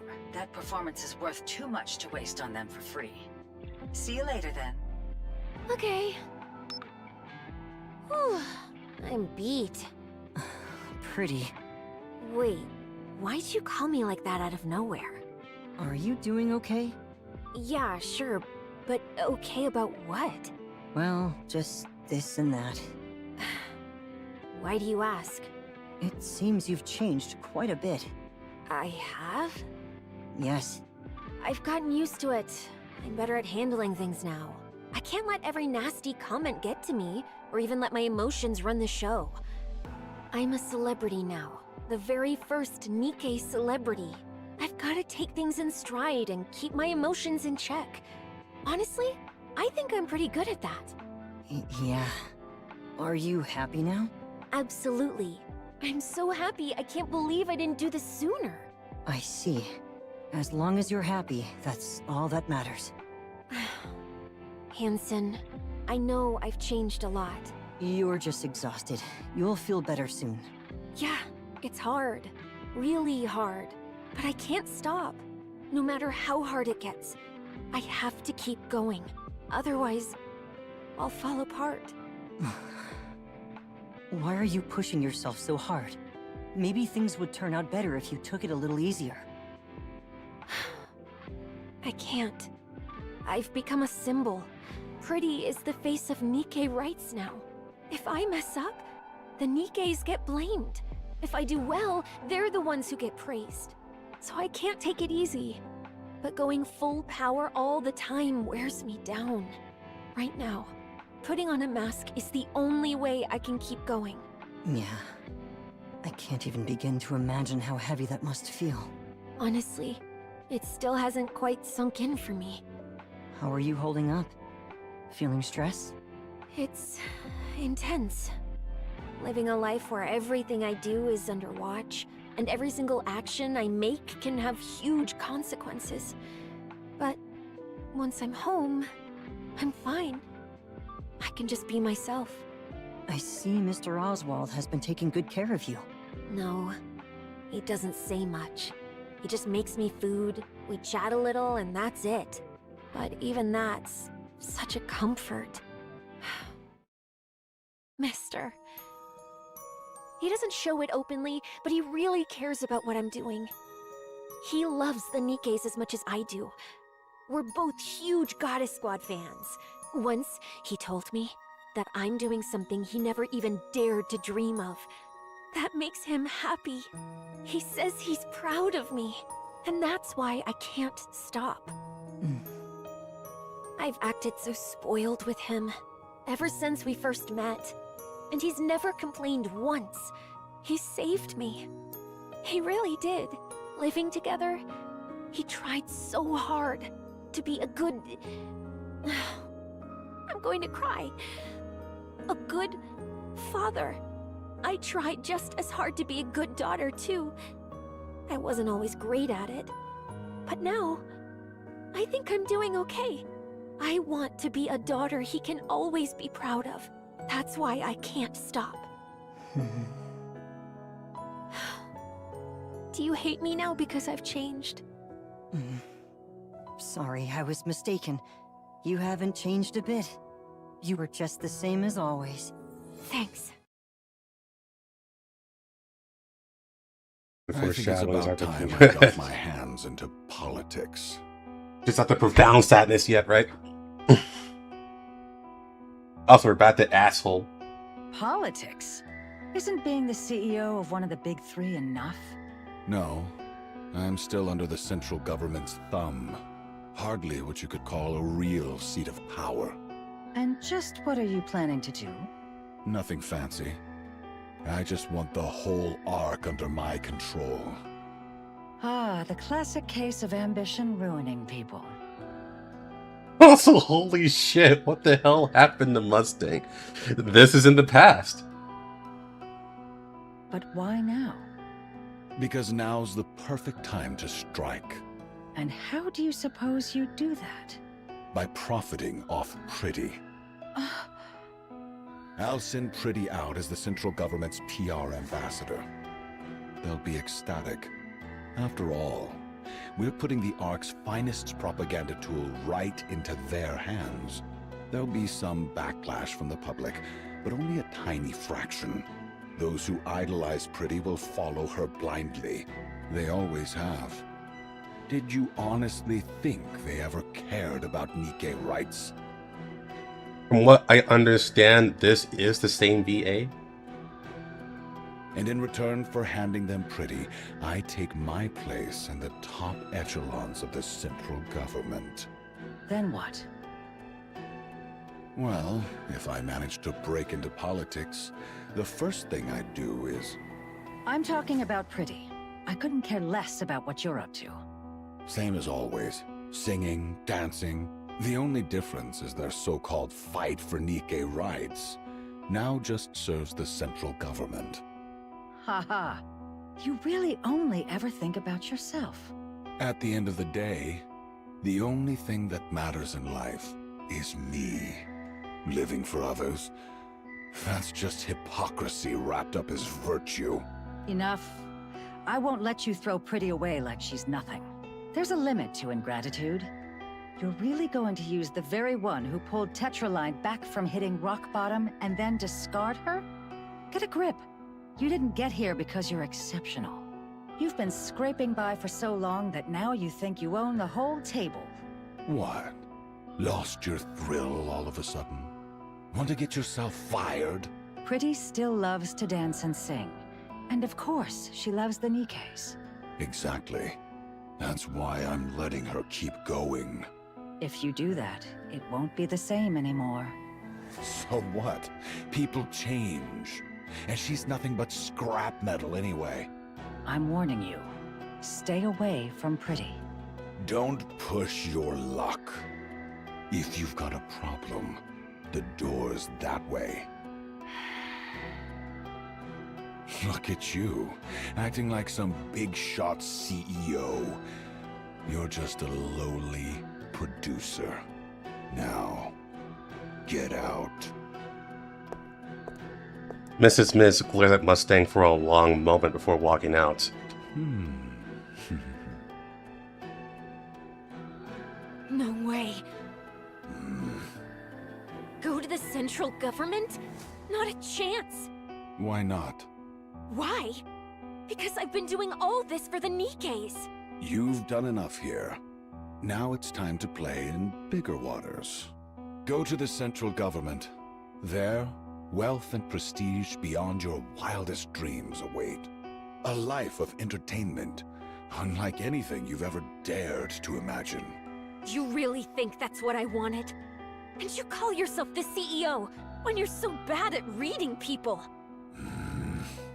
I'm not going. Not ever. Oh, really? That's right. Suit yourself. Retire then. Come again? I said, retire.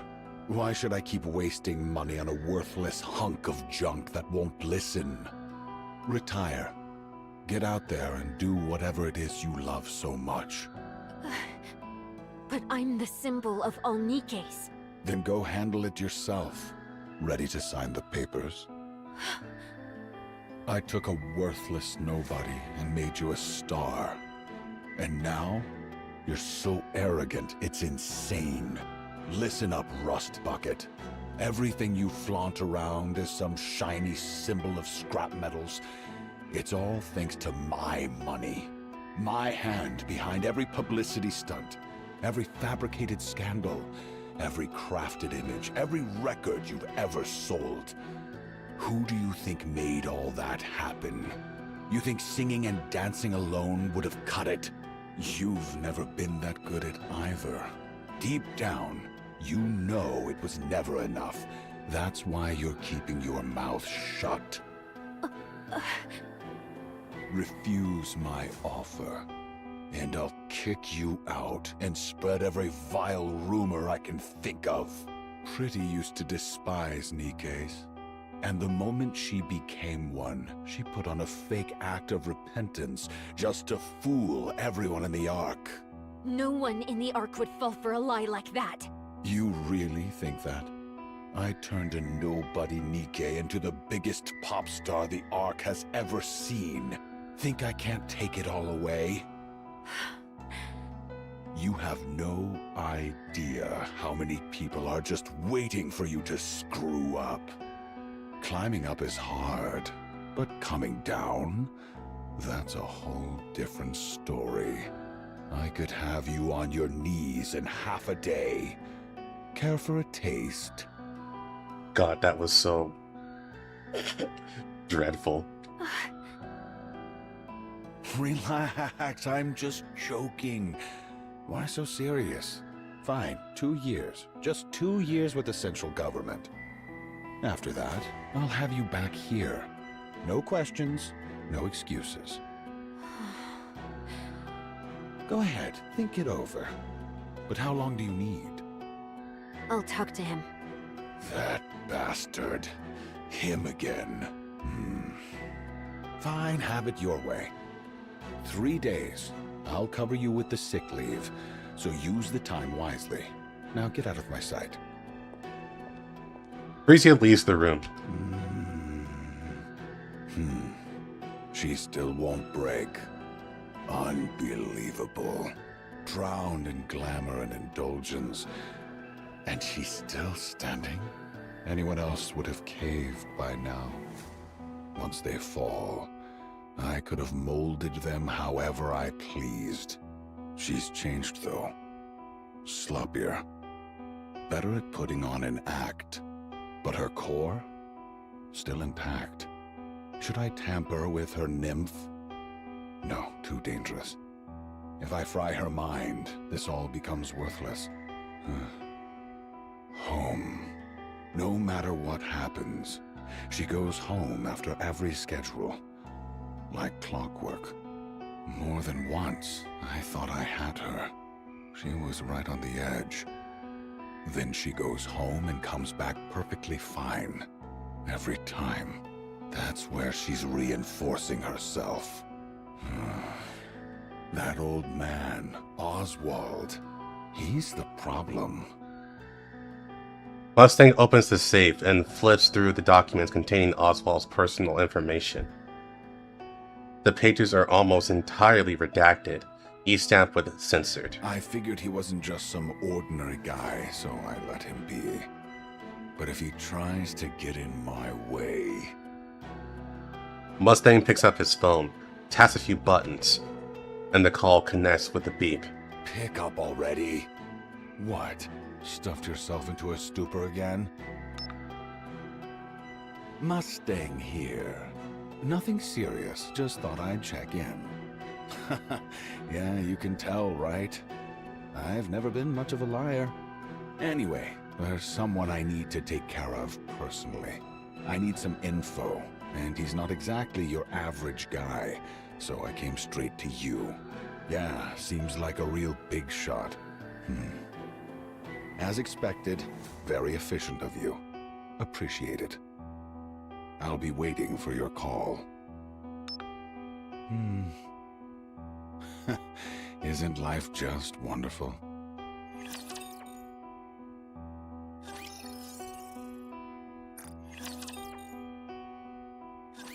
Resign. Huh? Go independent. Jeez, mister, I already told you everything Mustang said. Yeah, I heard. What you're really worried about isn't losing access to Tetra's resources. Yeah, that doesn't scare me. I know I can start from scratch again. But honestly, the rumors scare me more than anything. Don't worry, they're just empty threats. He wouldn't destroy something he had painstakingly built. Mustang's not just some ordinary guy. Neither are you. You're in a league of your own. I probably shouldn't say this, but right now, no one in the Ark can even think of touching you. You're a symbol everyone looks up to. So go ahead and forge your own path without worry. Wow. Hearing you say that really makes me feel so confident. Okay then, I'll trust you and go my own way. Yeah, I don't need anything else. With you by my side, I can push through anything. Good. Okay, I'm gonna go chat with Hansen real quick. At this hour? Yeah, I've gotta tell him right away. Only speak to him. Huh? What do you mean? It's nothing. Off you go. Okay, I'm off. See you later. Frisia sprints away. Oswald's eyes follow her, and only when she's gone does he reach for his phone. It's me. It's been a while, Chief. I have a favor to ask. Sorry, Chief, but I'm turning in my resignation tomorrow. I'm sorry. Guess I'll have to put off retirement again. The next day, in Mustang's office at Tetraline. What's this? These are files documenting Tetraline's internal misconduct. They show records of NIKKEs being regularly sent to the central government.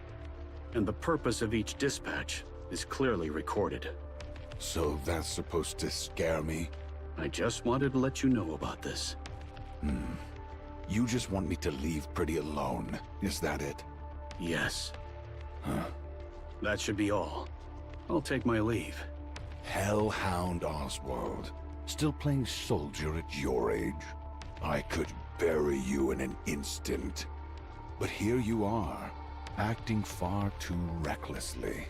Go ahead. I've got nothing to lose. What about your daughter? You won't touch Frisia. I trust you're smarter than that. Fine. I'll ask you one thing. How did it feel abandoning the Goddess Squad on the surface? You did that, didn't you? The Goddess Squad deserted after the Ark sealing operation. No. I know exactly what you did. You abandoned them. When you're the CEO of one of the big three, you get to know things. All kinds of things. Old voice logs uploaded into machines. Transcripts from the Ark sealing operation. Now, what was it again? Thank you and the Goddess Squad for everything you have done for humanity. How moving. You really believed you scrubbed that clean, didn't you? No. Anyone with half a brain already knew. They just looked the other way, since the Hellhound was too valuable to lose. And letting the Goddess Squad into the Ark, that would have been inconvenient.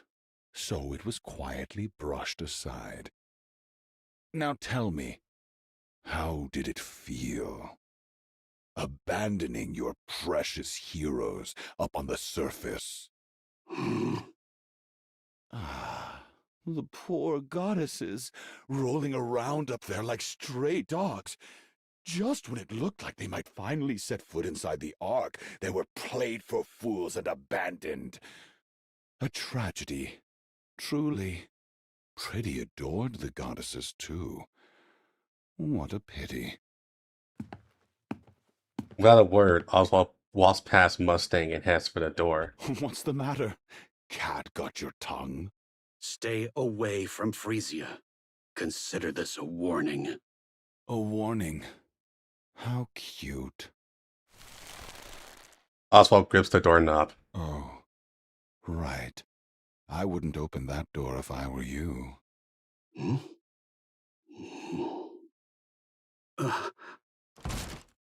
Oswald yanks the door open. Beyond it, Frisia's eyes widen in shock as they lock with his. Whoops. I called our superstar pretty and completely forgot about her. Left her standing at the door. How utterly dreadful of me. Frisia. No way. Mister, that can't be true, right? It's true. I did it, even though I can't explain why. How? Frisia. Oswald reaches out, but Frisia swats his hand away. Don't touch me! This is the worst! Frisia dashes off. Oswald stands frozen, eyes following her every move. Meanwhile, Mustang laughs.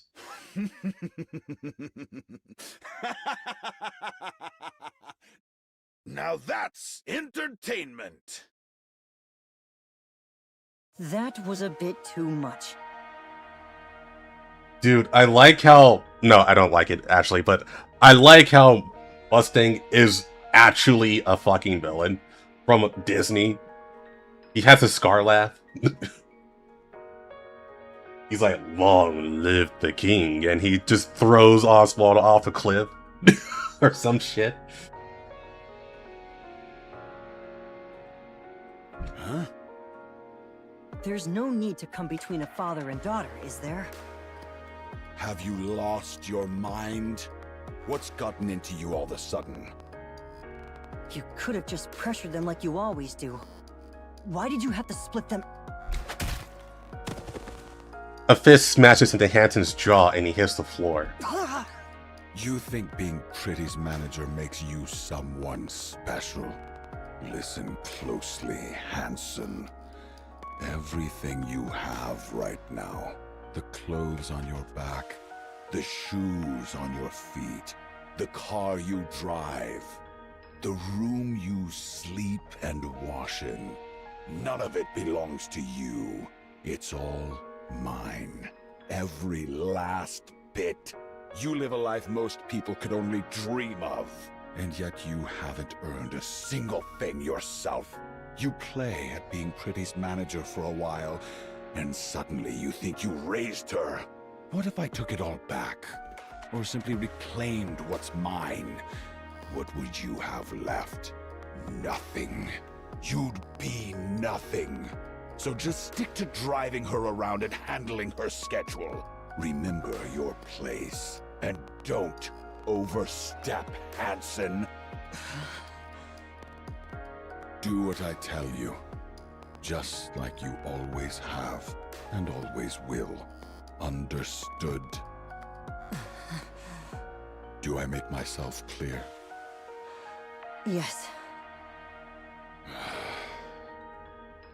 You pathetic fool. What a loser.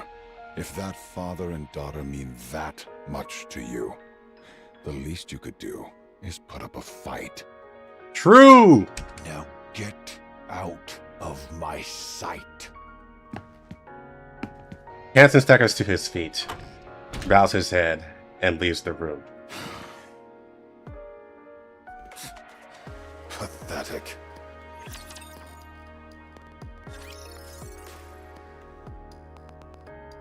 Based.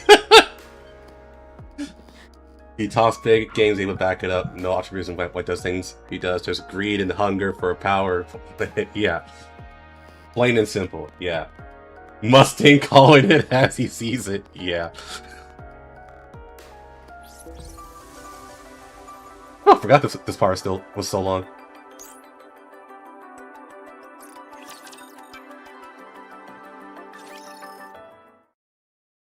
Time passes in a blur. Man, I'm pooped. Frisia flops onto the opulent bed, letting herself sink into the soft layers. A Cerberus robot glides over, setting wine and cheese on the table. She props herself up and takes a bite, savoring the rich flavors. Phew, I can finally breathe for a second. Pretty, come down. What? Why? I've done everything on the schedule for today.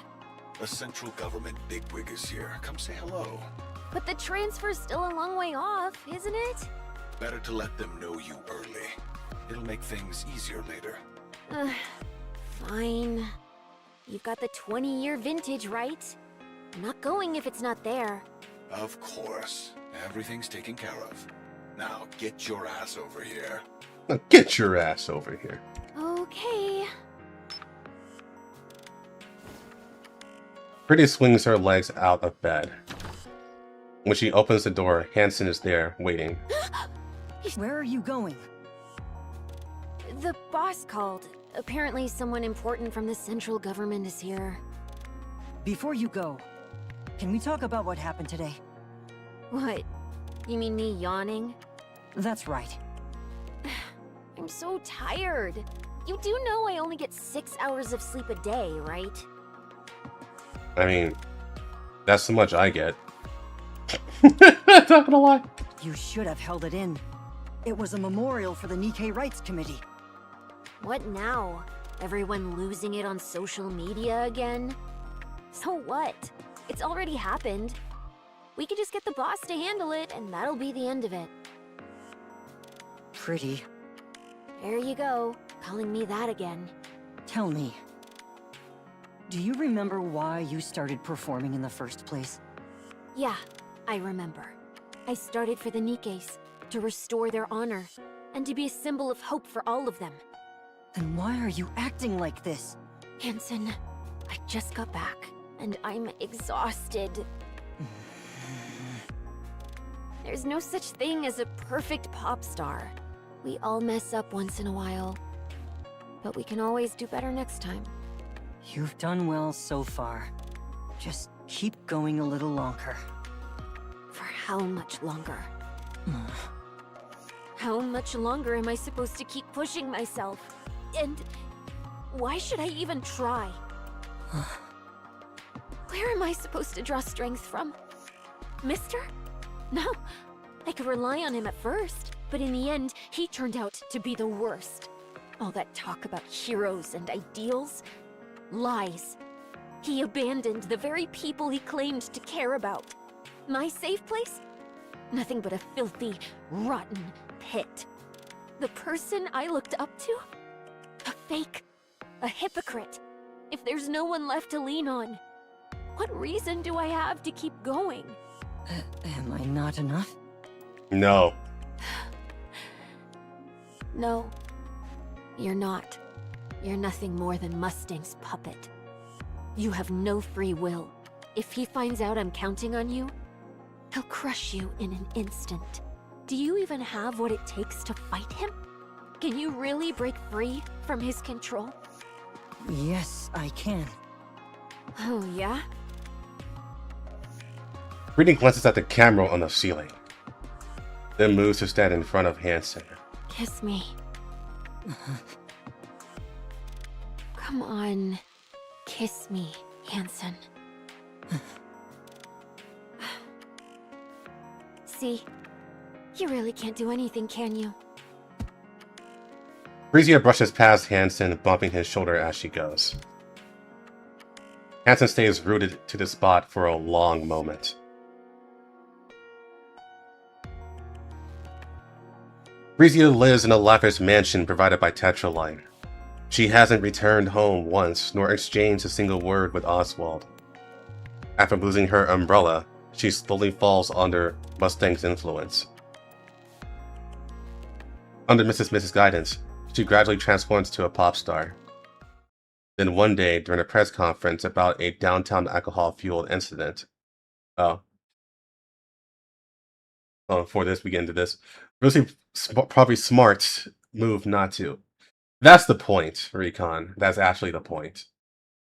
It's a smart move not to do it, but it makes it worse for Frisia, and it proves her point that Hansen can't do anything except keep his head down.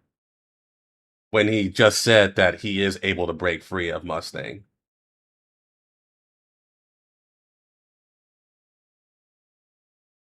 Then one day, during a press conference about a downtown alcohol-fueled incident, more than 20 armed NIKKE foes swarm Frisia.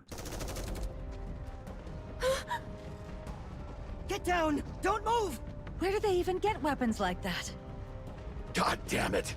Where the hell is the central government when you need them? I'll distract them! When I do, run!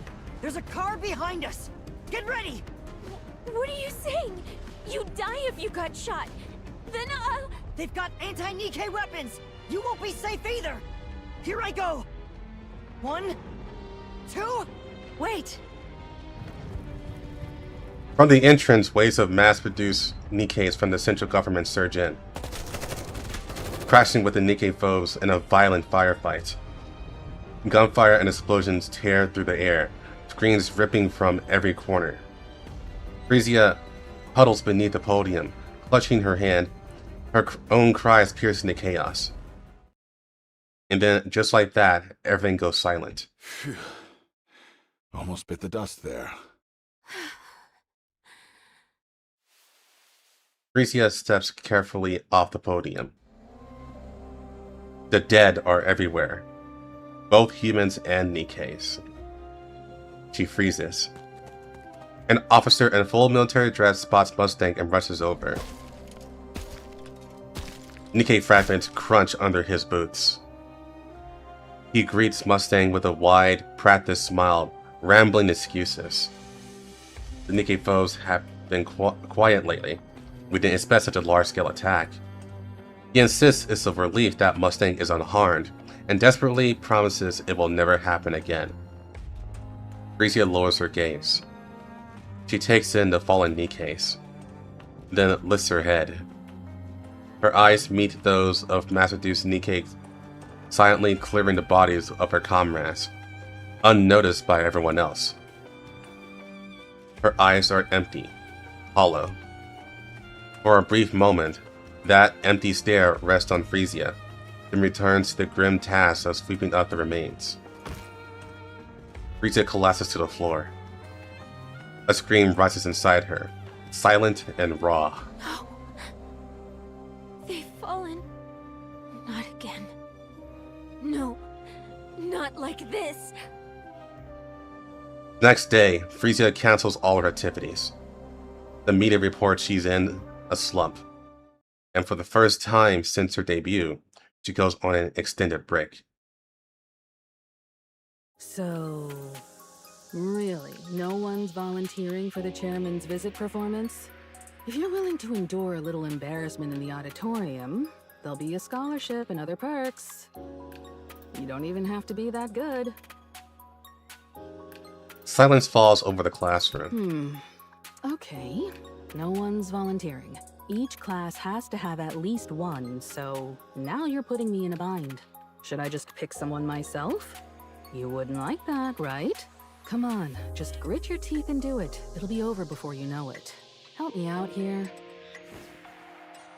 The class president raises her hand. I recommend Anise. As soon as the class president finishes speaking, a heavy silence settles over the room. She listens to pretty songs all the time. So singing and dancing to one shouldn't be a problem for her.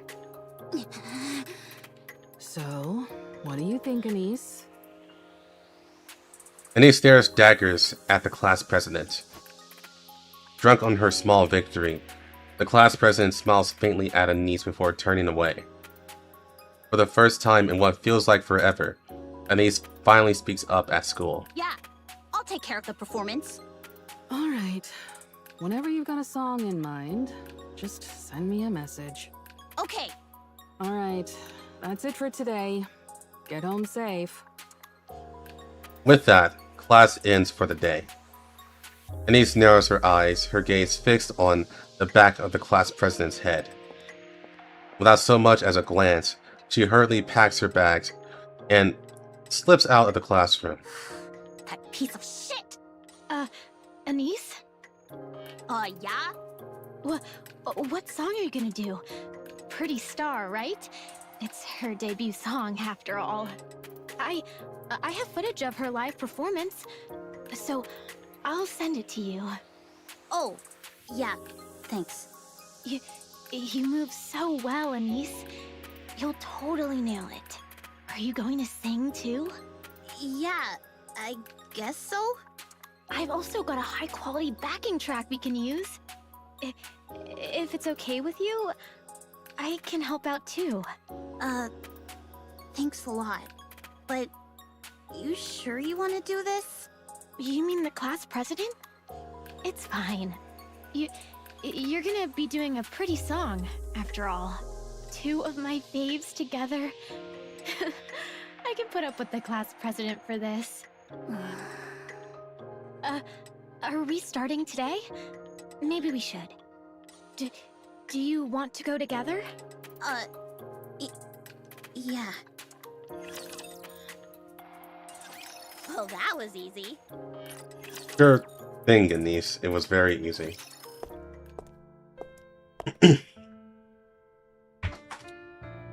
Frisia wanders the streets with her cap pulled low over her eyes and a mask hiding the rest of her face.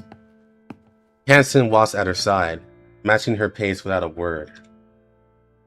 Up ahead, a citizen presses an empty can into the hands of a NIKKE walking down the street.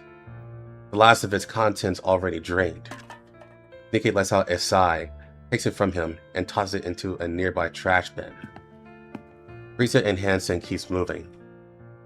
The NIKKE stationed at the public facility stand guard, the uniforms disheveled and their bodies worn and battered. A group of students lingers nearby, snickering as they hurl scraps of food at them for sport. The NIKKEs don't react, they don't even flinch. No one steps in, no one tells students to stop. Frisia and Hansen continues down the street. In the dark corner of the park, a mass-reduced NIKKE is getting pummeled, her body swaying with each hit. It isn't supposed to hurt. The attackers wield nothing but cheap plastic rods in their own hands, hardly enough to cause real damage. But that NIKKE's face twists in pain.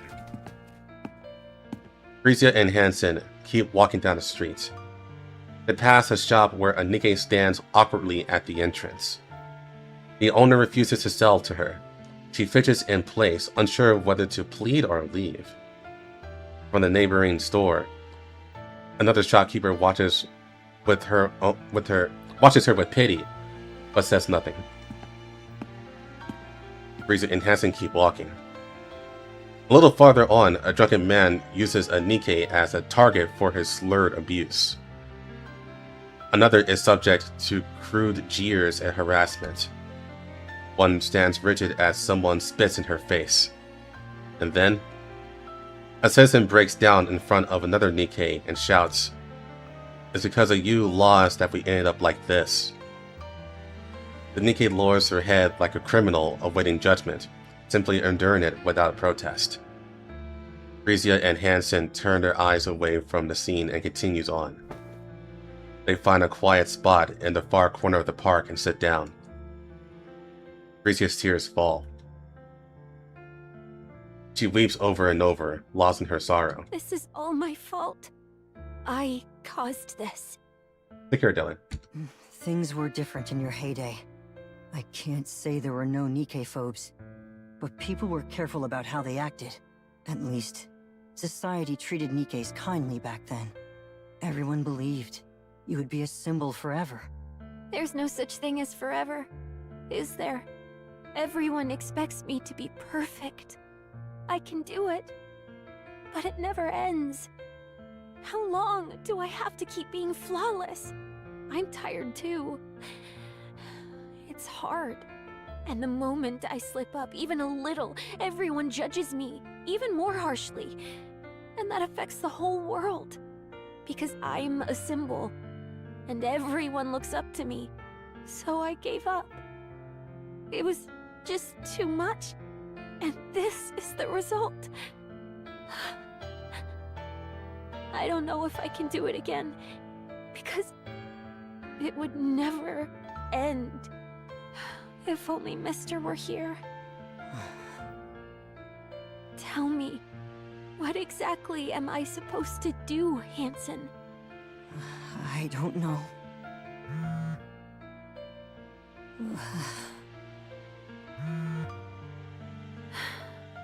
Take it. I'm sure it's Mustang. Sorry. Hansen answers the phone, a shouting blast from the other end, harsh and unrelenting. When he hangs up, he turns to Frisia with an unreadable expression. Go ahead. I'm just going to sit here for a bit. Sorry. Frisia does not respond. Hansen rises from his seat, casts her a quick glance, and then takes off running. Dude fucking ran the Mustang. That's so fucking beta. The park is silent under the sky. Frisia stares into the empty space, lost in thought. I just don't know anymore.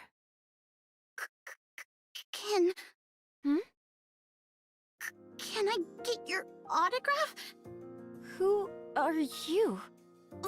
Fan. I'm your fan. You know who I am? Pretty. How'd you know? Your body shape and fashion style. You're a stalker? No way!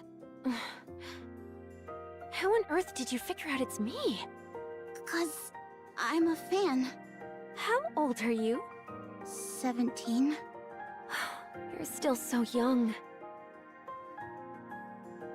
Frisia stares at Anise intently. Her eyes glitter with excitement, betraying the thrill she's trying to contain. It's the unmistakable expression of a fan. Sit! I've been feeling a bit down, so let's chat for a while. Wow, really? Shh! Keep it down. Someone might hear us. And he sits down next to Frisia. Wow, this feels like a dream. Why do you like me? Because whenever I see you, I feel like I can take on anything. Oh, really? I don't know. You just give me strength. You know, I used to get picked on for standing up to the popular kid in class. But listening to your songs helped me get through it. And now, I feel like I can handle whatever comes next. It's like this little spark of hope that tells me things are gonna be okay. Hope. Yeah. At first, your songs totally saved me. Wait, scratch that. They gave me strength. Then just seeing you on TV was enough to keep me going. And now, even a photo of you does the trick. I've been stirring up all kinds of trouble lately. Can't say for sure. I've mostly just been listening to your songs lately. So, for me, you're still at your absolute coolest. Is that so? Thank you.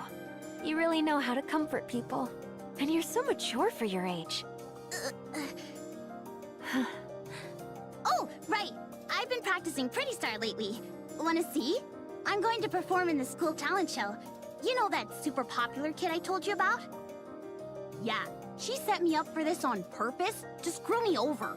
Kids these days really don't mince their words. I'm gonna go out there and blow everyone's socks off. Plus, I've got a friend helping me too. And after that? I haven't really thought about it. Just want to get a little payback. You've got a dream, hope, and the drive to make it happen. It's all thanks to you. Did I really give you hope? Yes. Can I really keep doing this? Of course! You've done it all along. And I'm sure you'll keep going. Huh. Okay, let's see you dance. Show me what you've got. Huh? Really? Yeah. The quiet part comes alive under the night sky.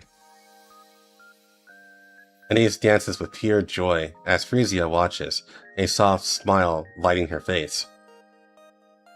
A song signaling the start of their journey plays vividly in their minds. 1, 2, 3, 4, and stretch.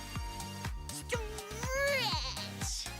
Yes, that's it. That's it. And right here. Bam, bam, bam! Wow, you're really talented. Oh, yeah? You think I can get back at her? For sure. She won't know what hit her.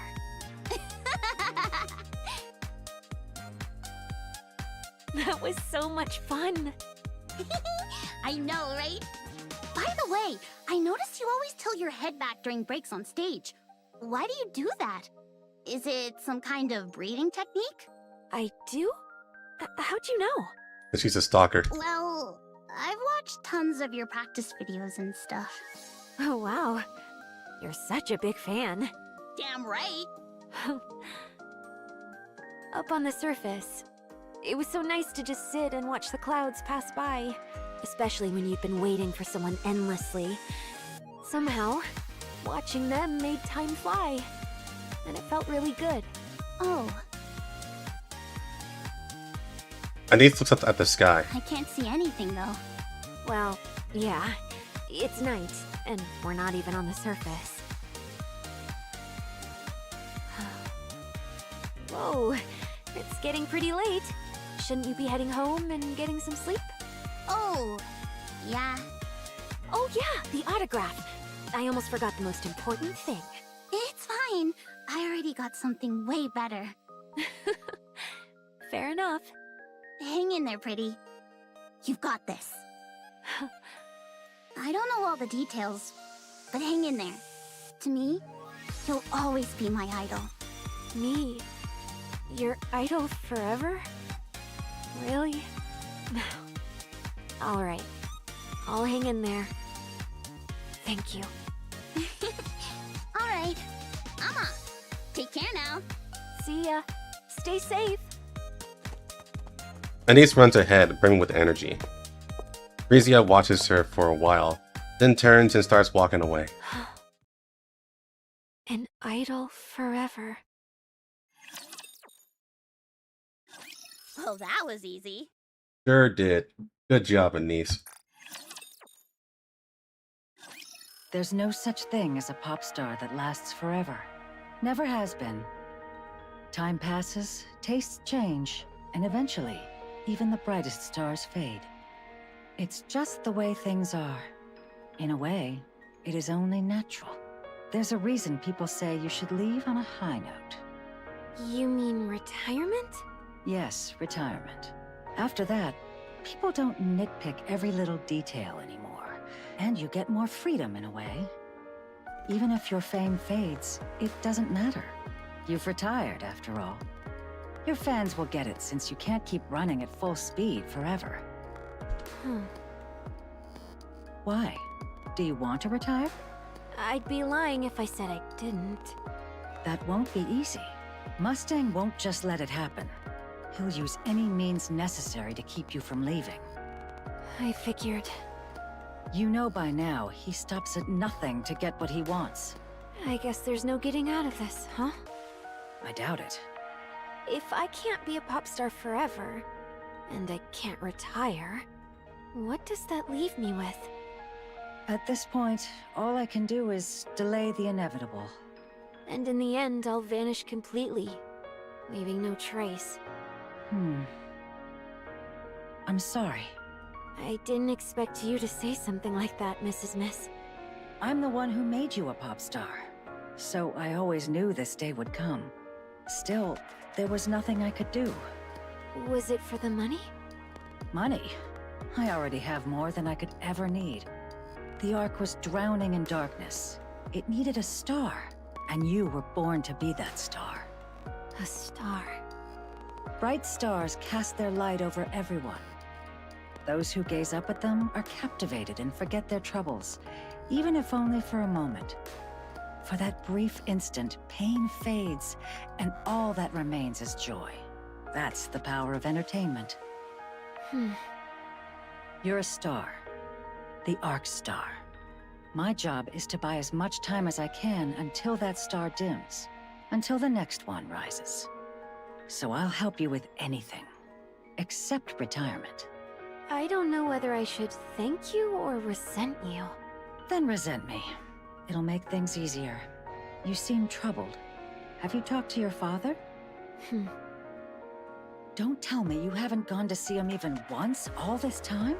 Yeah. I don't want to meet that person who would abandon his heroes.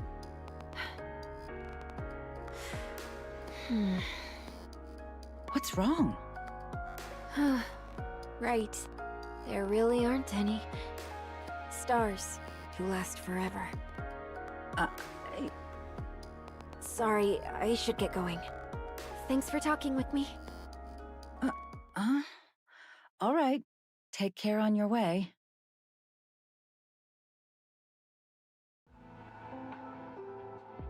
Frisia lingers in front of the door, caught between leaving and staying. She hesitates again and again, unsure if she should go back. At last, she turns to leave. But then, a soft cough drifts from inside. Frozen for a moment, she finds herself reaching for the door, stepping inside as if drawn by some invisible force.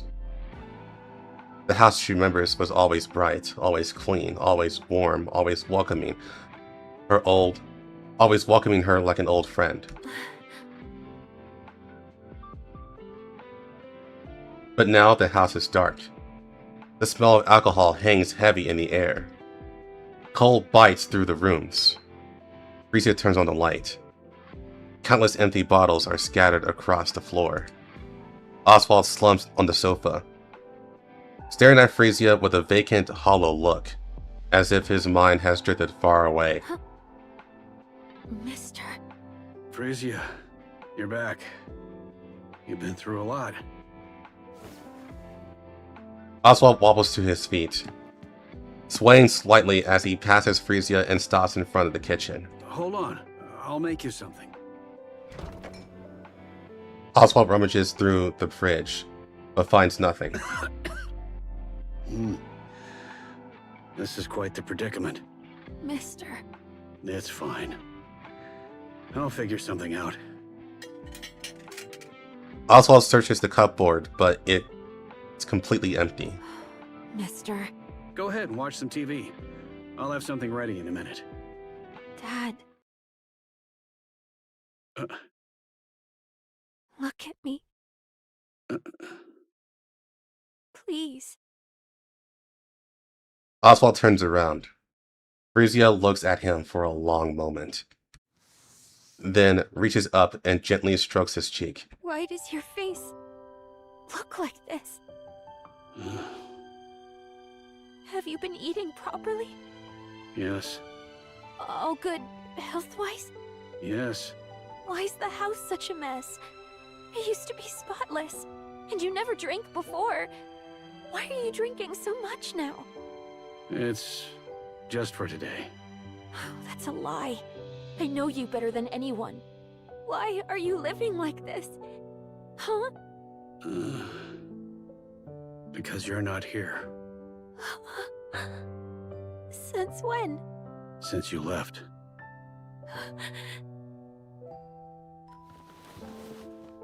Frisia hugs Oswald tightly. Sorry. I'm back. Yeah. That's the first time she calls him Dad. Even though she sees him as a father. I don't know, for some reason Mr. stuck for a super long time. Until now. Frisia and Oswald sits across from each other. Water is all they have to drink. With cups set between them, they finally talk about the things they've avoided for so long. I abandoned my heroes. There were reasons, yes, but nothing that could ever excuse what I did. I was consumed by guilt and the thought that I had betrayed them. I didn't even want to be alive, but you were there. Just knowing you were there made it impossible to give in. It was enough to comfort me. So, I kept going. I kept living. As best I could. Yeah, I know that better than anyone. That's why I left. And why things ended up like this. I know you can't forgive me. I won't make excuses. Abandoning the Goddess Squad was my fault. I can't explain why, but I won't deny it. I just couldn't bear to see my heroes, everyone's heroes, fall apart. I don't know all the details, but I'm sure you had your reasons. Even if I can't say for sure, I know something terrible would have happened if the Goddess Squad had come to the Ark. They could have been broken, fallen from grace, or even died. That's why you abandoned them. You didn't want to see any of that happen to them. You wanted them to remain as heroes forever. Yeah, that might be a synapse. Oswald is a pretty distant person overall. Frisia is basically the only person who has ever gotten this close. Yeah, I think I get it. Heroes aren't allowed to break. They're supposed to stay untouchable. But time, people, the world, they tear them down anyway. In the end, every hero falls. And when they do, they take the people who believed in them down with them. Something happened, didn't it? It did, but it's all right now. I'm glad I came to see you. I'll be back in a bit, so don't start cleaning. Let's do it together when I get back. Will you come back? Yeah, I will. I'll always come back. I can't leave you alone. All right. I'll be waiting. Okay.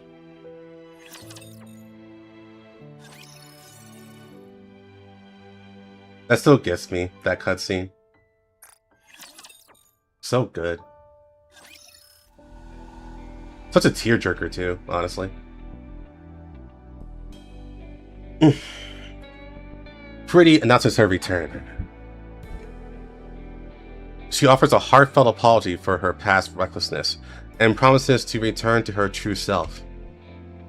She steps away from the spotlight as a pop star, dedicating her days and nights to defending Nikke rights. Nikke Rights Committee, once weakened by her erratic actions, quickly regains its influence, and public support rises once more to the heights of her heyday. Pretty shines as the ARC's star, and stands as its symbol. She knows better than anyone the ripple effect of her actions across the ARC. Driven by that awareness, she strives to show only her best self, and her efforts began to bear fruit almost immediately. Ugh, so busy. I'm not even singing and it's this crazy? How on earth did I even manage all this back then? Still, things have been going well lately, and I can't help but think back to when you first debuted. Feels like I've gone back to square one. Then we'll start again. Think you can keep going? Absolutely. Come on, let's nail the next one perfectly. All right, let's go. Weak ass Hanson. Not bad. Sprucing up her image before heading to the central government, huh? Smart move. She's a first-rate celebrity. I'll give her that. Pretty handled it herself. She's been wreaking such a mess. I was honestly starting to get worried. Yeah. I like how Mustang's like, yeah, I'm gonna break up the father and daughter so I can have her. And then it backfired so fucking hard. He's like, fuck. My finest product for the central government is rotting right before my eyes. So, she's still going home? Yeah, every single day. What's the matter? Upset that you can't control everything? I suppose not even the great Mustang could come between a father and his daughter. Silence. Never mind. Results are what matter. Go all in for the ARC superstar. Naturally. I finished recording everything. You were amazing, Anise. I really think our class is going to win first place. Oh, stop it. Get Pikachu I this honestly time. think you'd make a great pop star. I really mean it. A pop star, huh? Yeah. If you ever become one, I'd want to be your manager. It'd be so much fun, traveling around, performing everywhere. Hey, keep it down, will you? Yeah, sorry. Let's head outside. Anise? Are you really gonna keep acting like this around the class president? What do you mean? She's probably just going to keep picking on you. Nah. I think we're just gonna stay like this. Why? I don't know. Maybe this is as far as things go. That's a relief, but... Are you really okay, Anise? Hell no! I'm this close to smashing her face in! Anise stares at her friend standing in front of her. But I won't. I gotta hold back. I've got something I can't afford to lose. What about you? How are you holding up? I'm fine. I never really stood out in class anyway. So the theory for this one is that the schoolgirl is Abby Star. In case you guys don't know her, he has quite the history with Anise. Thanks, I guess. Anise gazes absentmindedly into the classroom through the window.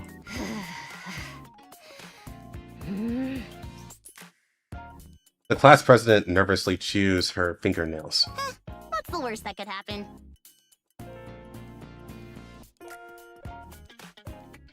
Pretty continues her activities without pause. steadily building recognition beyond even the heights of her heyday. And just when her fame within the Ark hits an all-time high. The venue is Arcrayon Hall. We've got a 5-hour extravaganza lined up. It's been a while since my last concert, and I'm super nervous, but I'll give it my all and make it unforgettable. Rudy announces her comeback concert. Did you get it? Nope. The competition was insane. I couldn't even load the site. I heard they sold out in like 3 seconds flat. What about you? Don't tell me. Ta-da! No freaking way! I'm actually pretty good at this. I only managed to get 1 ticket, but still. Hey, don't only me. One's a win. I mean, that's huge. All right, that's 1 down. So where the heck are we getting the other? Apparently, you can't get 1 now unless you buy from a scalper.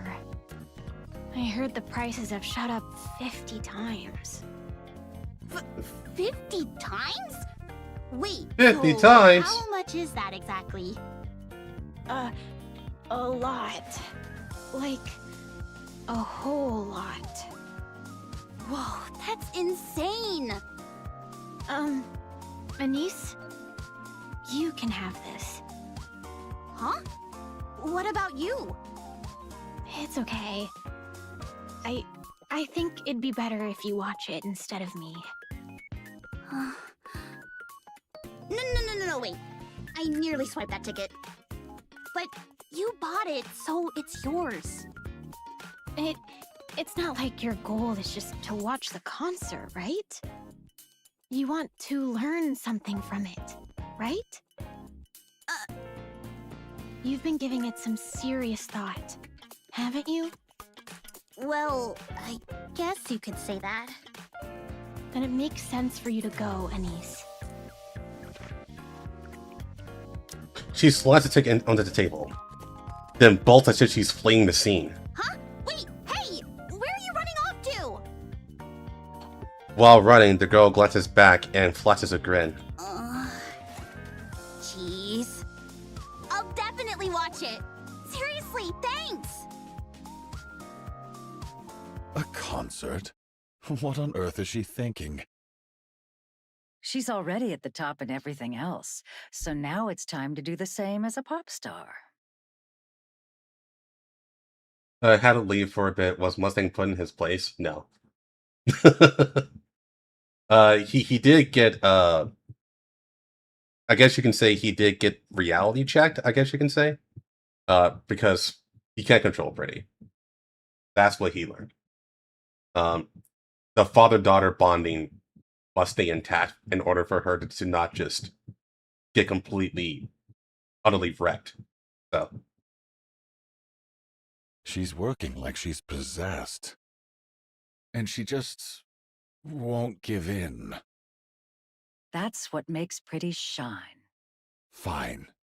Let her do as she pleases. I'm curious to see just how far she'll go. Are you feeling confident? Of course.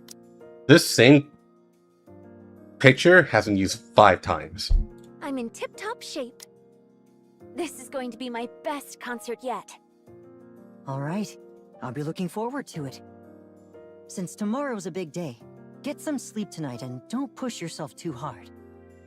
You worry about the silliest things. We're here. I'll come pick you up tomorrow morning. Okay, drive safe. Will do. See you tomorrow. Hanson? Yes? No, it's nothing. I'm heading in. See you tomorrow. So, it's tomorrow. Yeah. I've got a ticket. What? How'd you manage that? Asked a former coworker for a favor. Oh, the guy who couldn't retire because of you? Has he retired now? No, not yet. Seriously? Huh. Dad, could you not come tomorrow? I love that's just a thing now. Just straight up calling him Dad. It warms my heart. I'm a sucker for good parents, I guess. Hmm? I'd probably get way too nervous if you were there. It's my comeback concert, and it really means a lot to me. I just don't want to be tense. I'll send you a video later. All right, I won't. Ghost of Mine is a bit guilty of using background scenes to the worst. Yeah, I mean, agreed. It's just, I sped up from Ghost Frontline. You know? How have things been lately? Honestly, it couldn't be better. Good. I'm glad to hear that. Yeah, me too. Well, that was easy. Yeah, it's easy at me ordering this food. Got food in the way once this ends. Wonder E1 went through Wedding Waves 3.1 Yeah, I don't play Wedding Waves anymore. There's just too much to do now. I've been playing Infield. A lot of Infield, actually. I think that's the game that's taking up most of my time because how ridiculous it is on this grinding. So it's basically NIKKE, but NIKKE doesn't really need any maintenance anymore because now you got story mode. They basically give you the story for free now. So I've just played NIKKE for the story. That's really all I need to do now, which is awesome. Yeah, Ghost Frontline 2 mostly. NIKKE and Infield. That's basically it. I'm also playing Star Savior. Star Savior is actually really fun, but that one's turning into high maintenance too, if I'm completely honest, so I might drop that.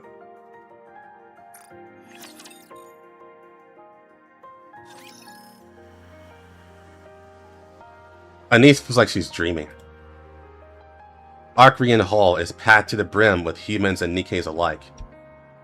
A massive stage stretches out before her, and on it, Pretty commands the room with an almost overwhelming presence. Wow. Anise is certain of it. The first concert she's ever seen will be the best of her life. Oswald stares at the worn leather gloves in the display case. Red Hood's messy signature is barely legible now. Could this be another connection forged by Red Hood?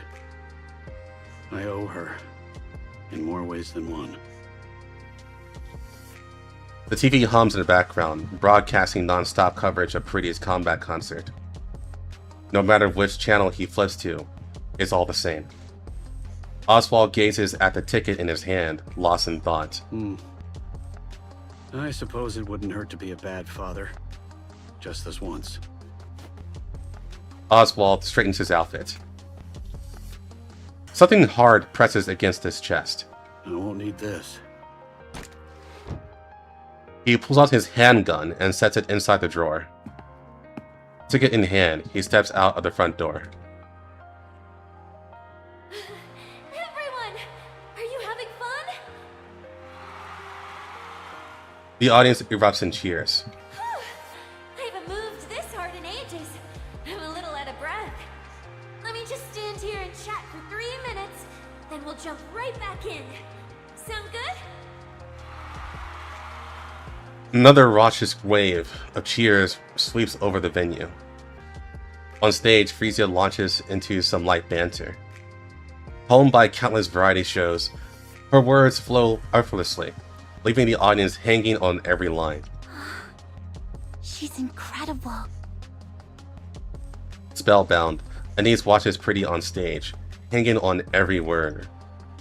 Then she notices something off about the 3 figures ahead of her. Their movements are strange. The crowd in the stands is shrouded in darkness, making it hard to see clearly. Even so, Anise doesn't take her eyes off them. They fumble, searching for something. One pulls a metal rod from their coat. Another retrieves a heavy-looking chunk of metal. The last moves with practiced precision, assembling the pieces together. A flash of light. The completed object catches a faint glow for a moment, its outline glimmering in the dimness. What? All at once, Anise retrieves what they're assembling is a gun. Anise charges forward, but the crowd is packed too tightly. She can barely move. Still, she forces her way through. Slowly, a path begins to open. She pushes harder, closing in on the 3 figures. Just a little more, and she can stop them. In that instant, the person in the center jumps up and raises the gun, aiming straight at the stage.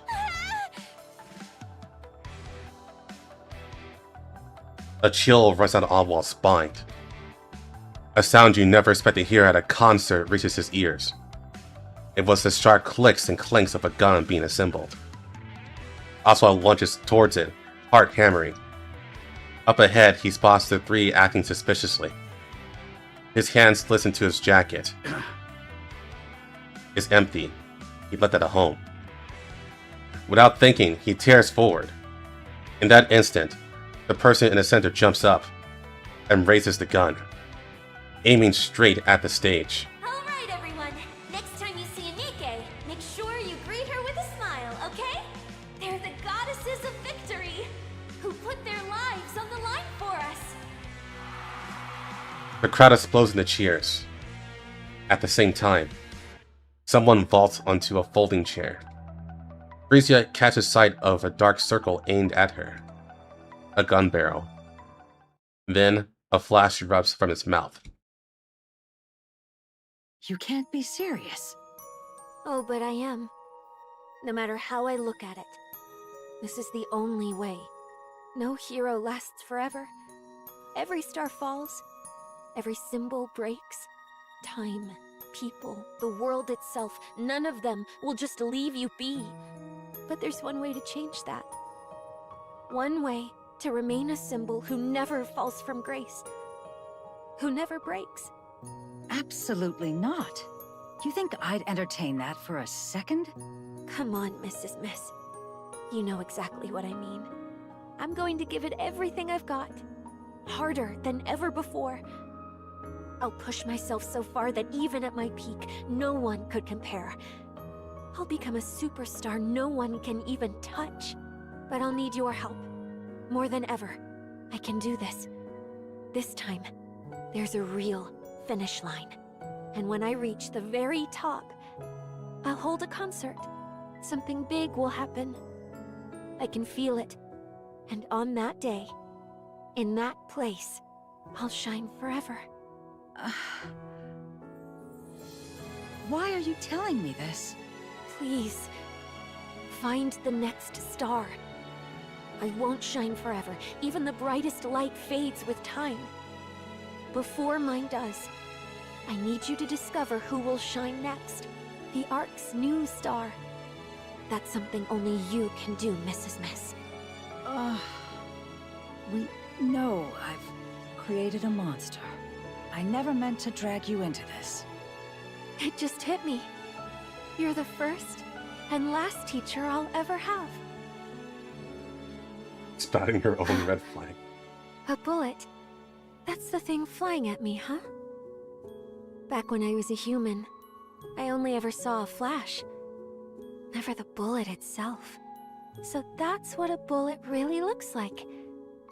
Crazy that something so small can kill someone. It's slow, though. I can dodge it easily. Maybe I can even catch it. But a normal NIKKE probably can't pull that off. Oh, right! Dad mentioned something about Lillyweiss in the hallway the other day. Maybe I really do have a knack for combat. If I'd become a NIKKE sooner, could I have ended up like the goddesses? But what if it hits me and I'm fine? No, it's okay.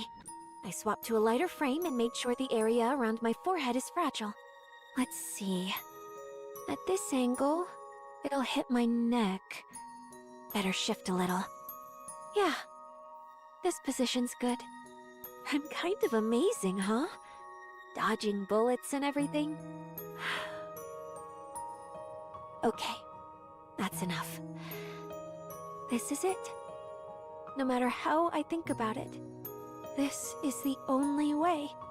I'd be lying if I said I don't have any lingering feelings, but I don't regret this. I leave the rest to you, Mrs. Miss Hanson.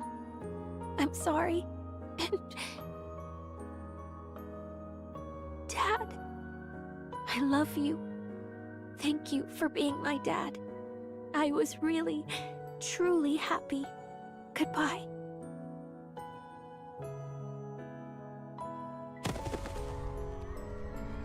Pretty crumples to the floor. A chorus of shrieks ricochet off the walls. People shove and scramble for the exits as the venue spirals into chaos. Meanwhile, Anise charges NIKKE phobes and grabs one around the waist.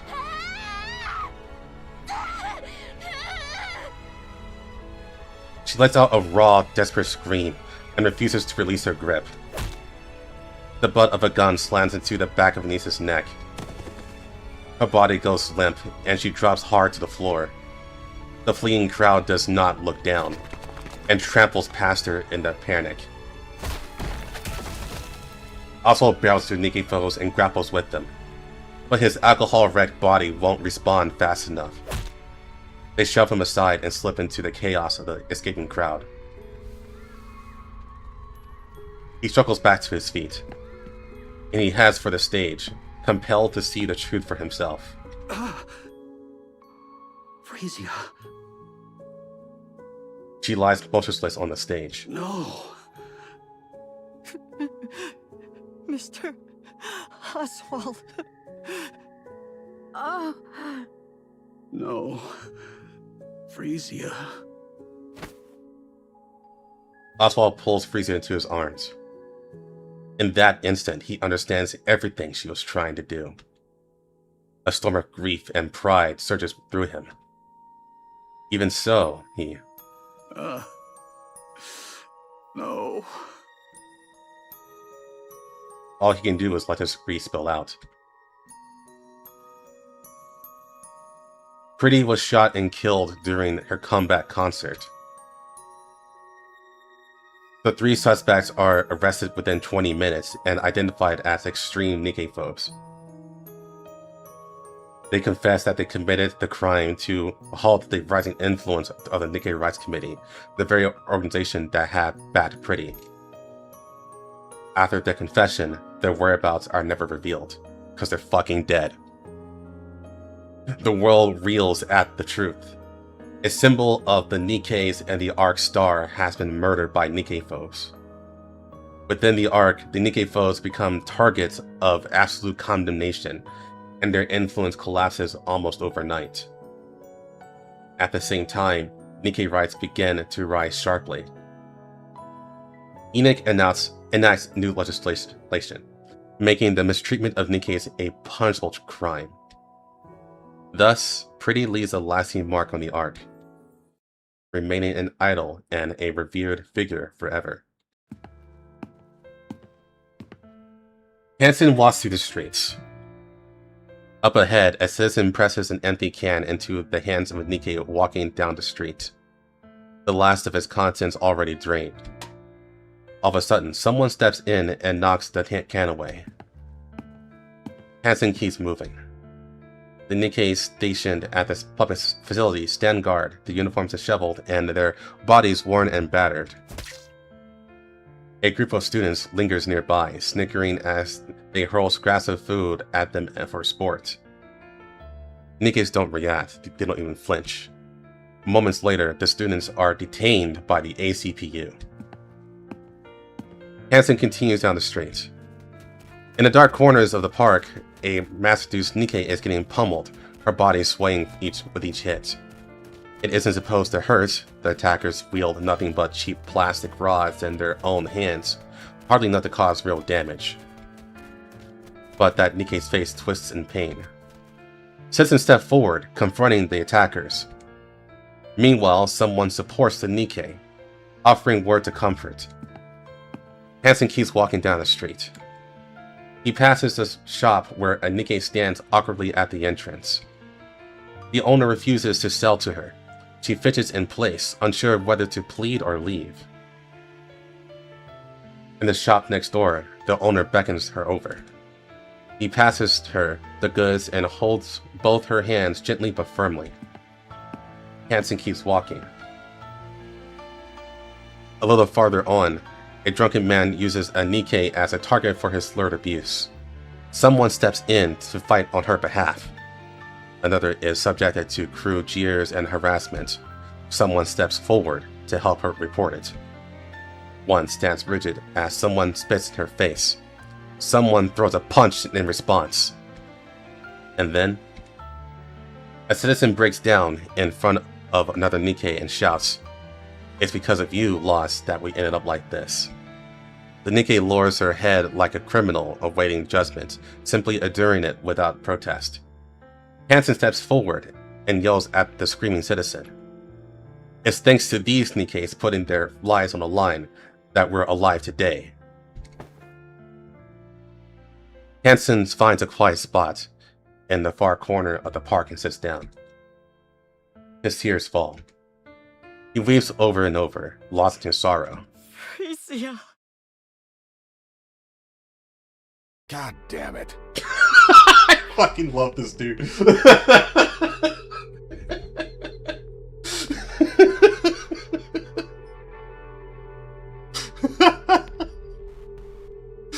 Like, where's all the evil at? I want more evil.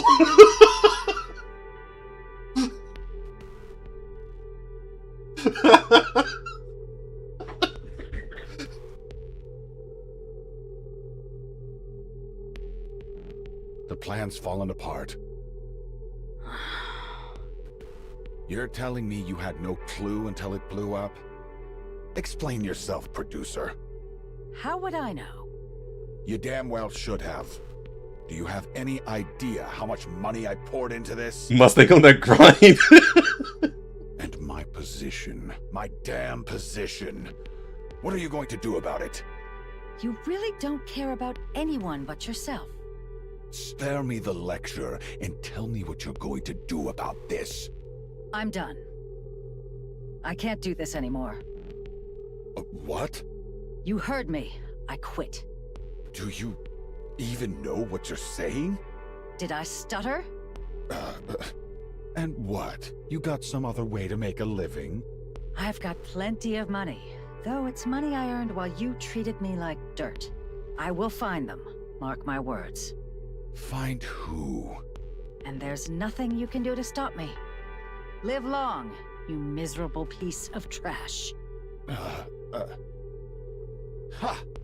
Go on, scram. I don't need anyone. Least of all you.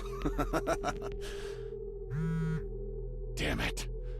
Can't they leave me alone for 5 seconds?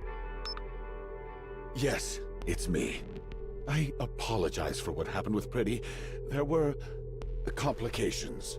Sorry, what? Her body? Well, yes, it's still there. It's been delayed because of the funeral and all that. Why would you need it? No, I don't have a use for it, but... All right. I understand. I'll take care of it. If that's all you need, there's no reason for me to refuse. See you then. Yes. Thank you. Thanks, Pretty. Even in death, you've got your uses. Now that's entertainment.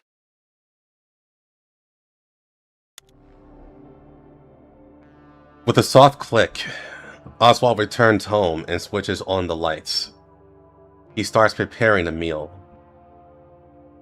2 plates are set neatly on the table. After eating, Oswald settles onto the couch and plays Frisia's performance. He keeps watching until he drifts off to sleep. He wakes up to find it's his day off. The performance plays again, remains absorbed, watching until sleep claims him once more. For Oswald, time has stopped.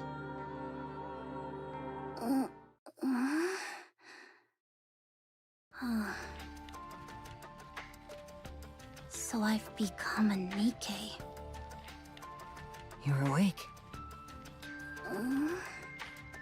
Wait, you're Pretty's manager? I see you know who I am. Yeah, I've seen you on TV a few times.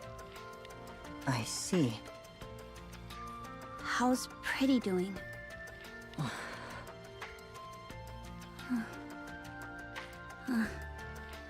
Okay. I'm sorry. 5 people lost their lives at the concert.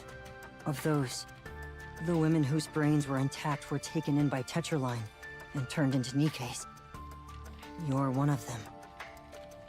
This is one question I have. Who are the other 4? Curious about that.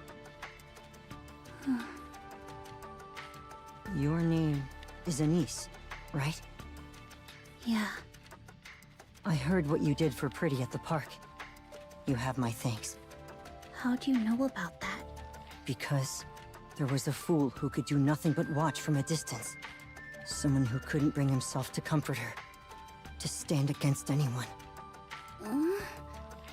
Sorry, that probably came out kind of strange. Anise, have you ever thought about becoming a pop star? The Ark needs stars, like Pretty. Yeah. I'll give it a shot. I really want to. It's not an obvious star. I want to be a star that gives people hope. I can tell you that for sure. It's not an obvious star. Pretty star in, but not really. Oh, that was easy. Yeah, dying was definitely easy.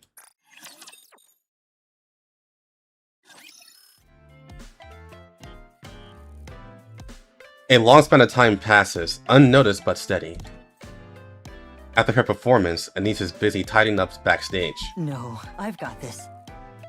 Chill. Mint and Prika's got this. It's automated now, remember? Again? I can't with those two. Hansen walks over to Mint and Prika. Hey, pop stars aren't supposed to be doing this.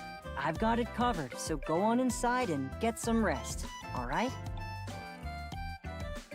Anise lets out a chuckle at their interaction. As she packs up the equipment, her gaze drifts and lands on something in the distance. A middle-aged man is still in his seat, his eyes fixed intently on the stage. Slowly, Anise begins to make her way towards him. Hello there. Good evening. You've been showing up a lot lately. Feels like I keep seeing you everywhere. Yes, I come whenever I can. I like it here. Anise bows her head politely. Thank you. I'm so glad you liked it. If I remember correctly, you said you liked Pretty. Oh, yeah. I talk about her whenever I get the chance. Do you want to be like Pretty? Yeah. She's my idol and star. Oh, really? Why's that? That's because she gave me hope when I had nothing. I know I can't ever be like her, but I want to give hope to others too. That way, Pretty's memory will live on forever. I see. Thank you. That means a lot to me. We'll talk about Mustang in a bit. No one say anything just yet. I know some people are going to be chopping at the heels to talk about some theories, but let's hold it off for just a moment. We're almost done here. Oh shit. Oswald gets to his feet, and Anise gives Anise a quick nod and walks away. And from that moment on, their paths never crossed again.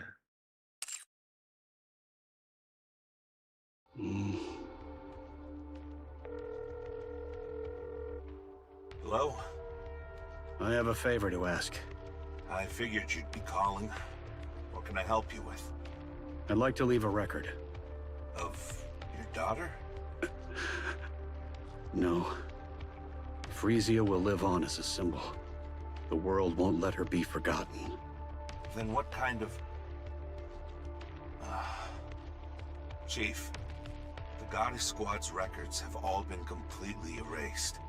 Even leaving a single record now would be a serious crime. I have come to a firm belief. Those who have illuminated the world must not fade nor be forgotten.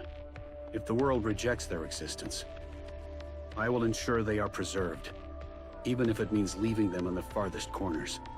When the world is finally filled with light again, I want that light to reach them as well.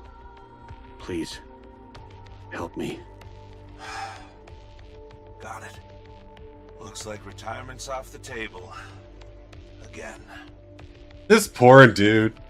He's like, motherfucker, I just want to retire, but my best friend keeps making me stay. I'm sorry.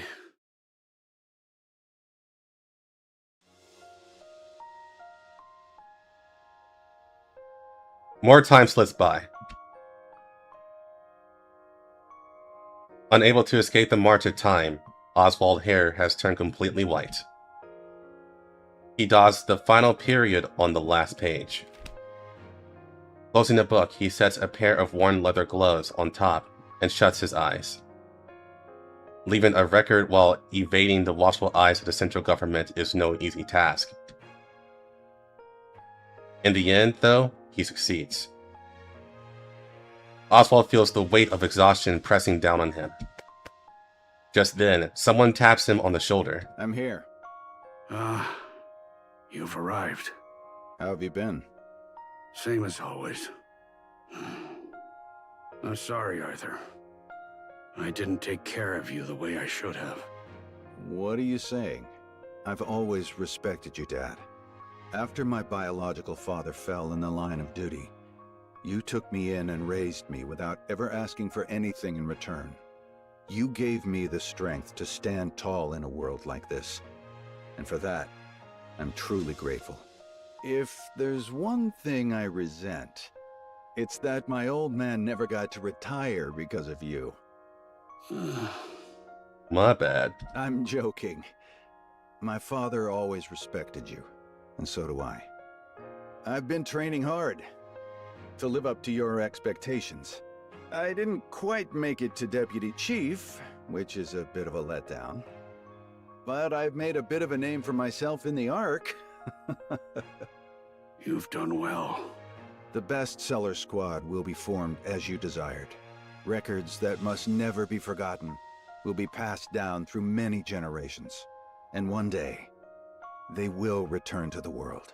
Thank you. Arthur's gaze lingers on the book in front of Oswald. Huh. I've never seen this book closed before.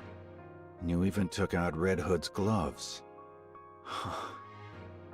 Did you really finish the whole thing? Yes.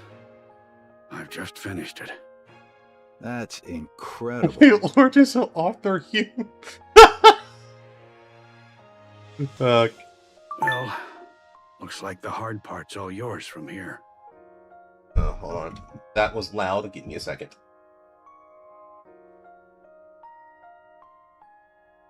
Oh, okay. It's all good. If I can't do it, my son will. Isn't that right? Burning Gum? Grandpa, I think keeping records on paper these days is a waste of resources. Watch your tone, young man. Don't speak to your grandfather like that. It's fine. He's not wrong. Oh. Have you really finished it? That's right. Since you said you wouldn't read it until it's finished, I pushed myself a bit. Come over here and sit down. I'll tell you all about it. Okay. Burning Gum climbs into Oswald's lap. You troublemaker, really? I said it was fine. But still, you should probably lose some weight. Grandpa, you said it's important to eat well at my age, so I did just that. Only problem is, you took it a little too seriously. Now then, where should I begin? Once upon a time, there were those who fought for humanity. They were called the goddesses. Truly, they were beings worthy of being called the goddesses of victory. Well, that was easy. Sure it wasn't, niece. It only took, like, 40 years.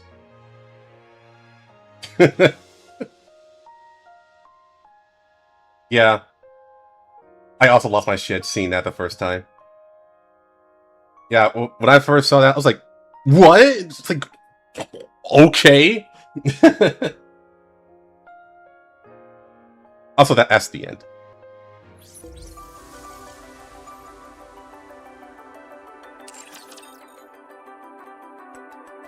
Well, that was easy fight. Yeah.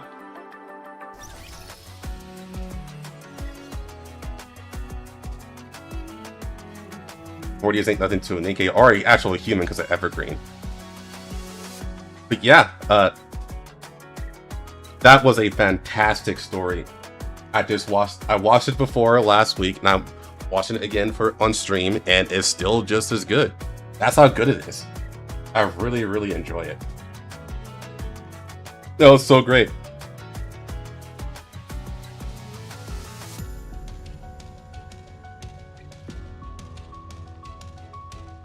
In both budget and story, yeah.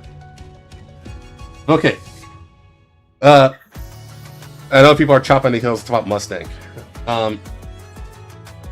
So the prevailing theory right now for Mustang is that everyone kind of agrees that Mustang is too fucking evil.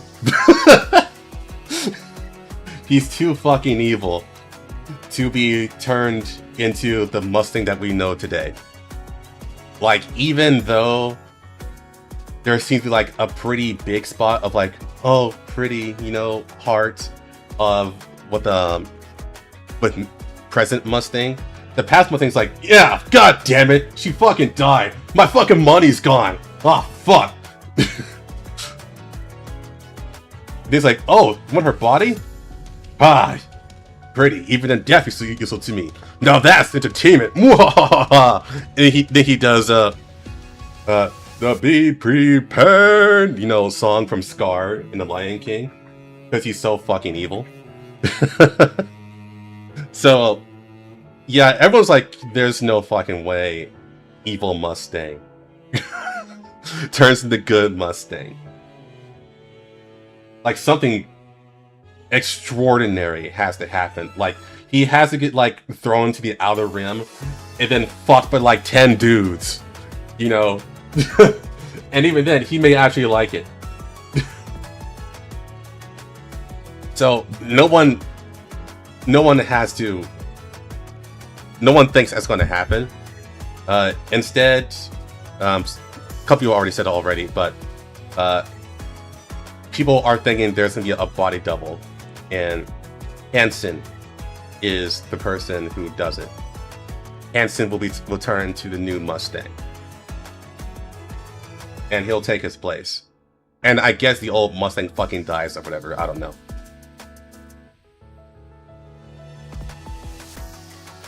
So technically, there should be a part 2 to this. We just don't know what it's going to focus on, since, you know, there's no pretty to follow.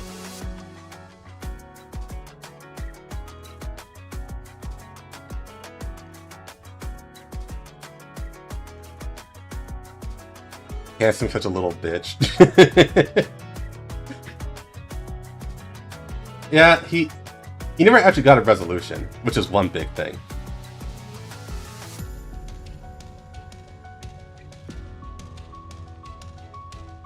It'll focus on TT Star. Yeah, they're still meant in Precast that these become playable NIKKEs, so that's true.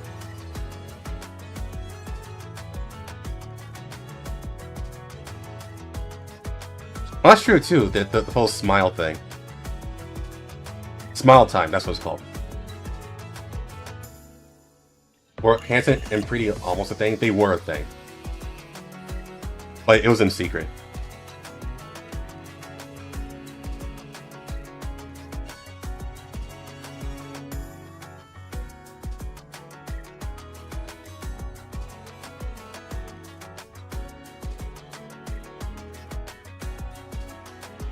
What's she rating? It's a 10 out of 10. Yeah, Pre-Star is a 10 out of 10.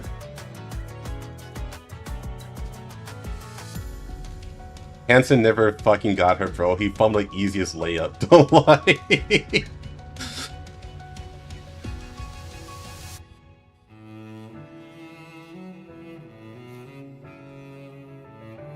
So that's rough.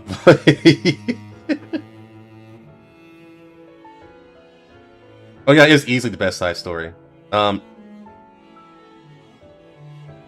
Yeah, I say it's between this one and Wordless. I think Wordless is also fantastic, but I think Pretty Star takes it.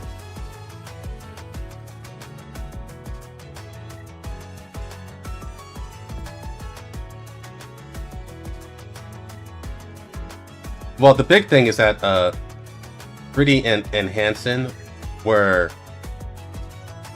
were more or less dating in secret.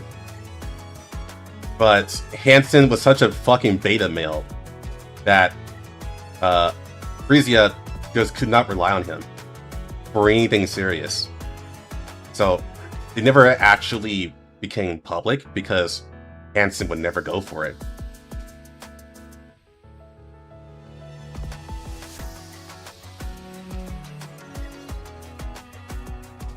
Pure entertainment. Yeah.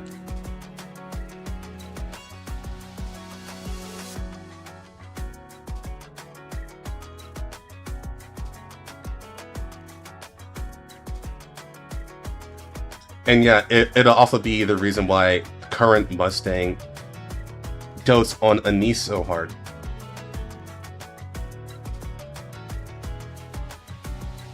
Because Hansen is also PT Star's manager.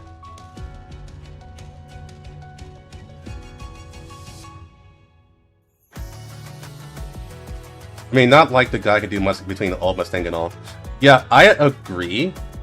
But Hansen, you know, when he was actually pissed that Frisia and Oswald broke, he actually confronts Mustang, and Mustang just punched in the face and like, "You're a bitch! You're a fucking beta! I'm the man!" And it has like, "Yes, Dad." And Mustang's like actually disappointed in him. He's like, "If you really care that much, you should at least put up a fight, fucking beta."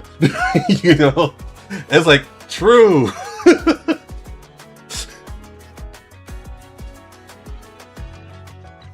What's up, Teriskin? You think it needs to have something to do with the old Mustang's demise? Nah, I don't think so, no. Probably not.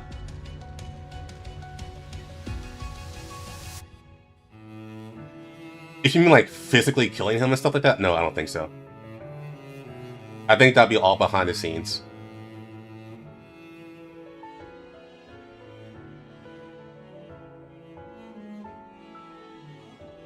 Now, of course, this is if they actually go that route.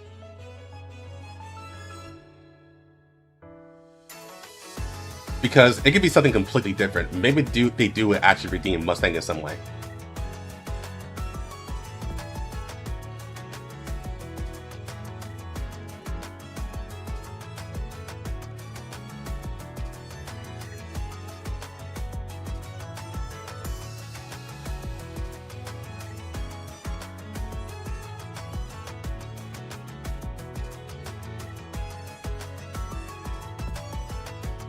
But she has to know, right? She might know, but she might have not been involved, you know what I mean?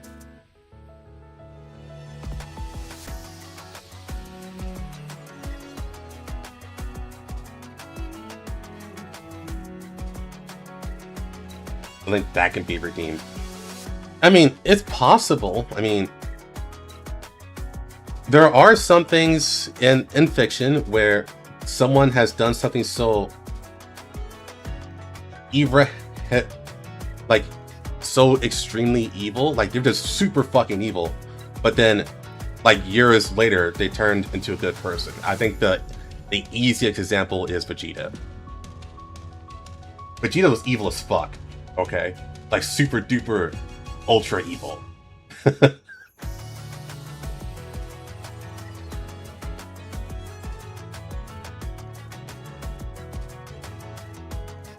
Oh, Shade. Yeah, I was told that Shade deal is with Velvet. That's what I heard.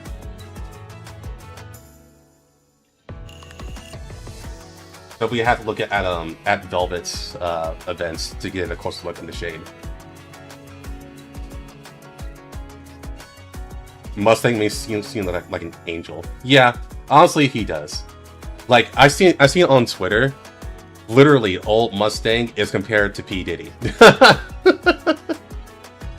and I'm like, yeah, that's actually pretty close.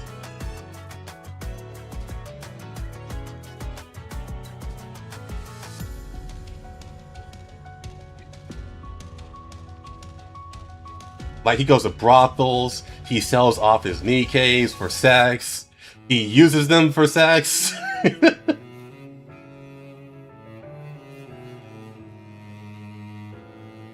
I mean, I wouldn't be surprised if he used baby oil. You know?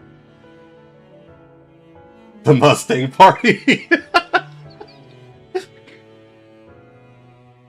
and even Oswald said, hey, you will not take Frisia to the other side. And then Hanson's like, well, what do you mean by other side? And then Oswald is like, do you want me to describe what Tetralion does in the Outer Rim? And it's like, oh, yeah, let's not talk about that. Yeah, we're not going to do that.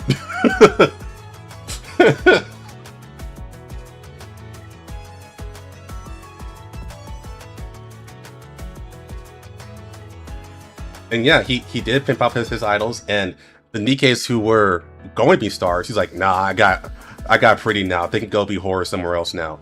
In the central government, by the way.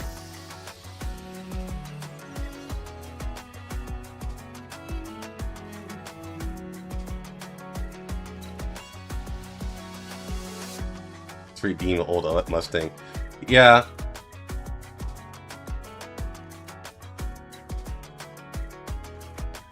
Continue for a motherfucker. Yeah. Yeah, Mustang is just actually insane. I wouldn't even say he's sociopathic, he's just insane.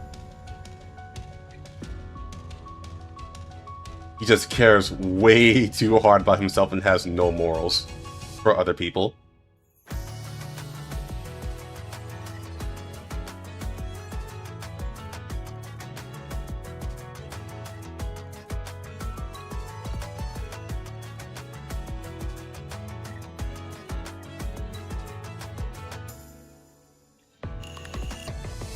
Was Underworld Queen made by an old or new Mustang? I actually don't know.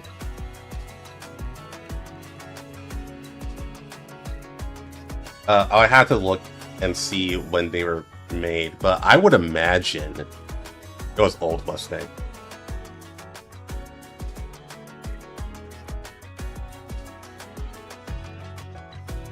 Or maybe actually, it probably was. It has to depend, because I know Sakura is seen as human still, and they're expecting Sakura to have a baby, well, to get pregnant at some point, and NIKKEs can't get pregnant, so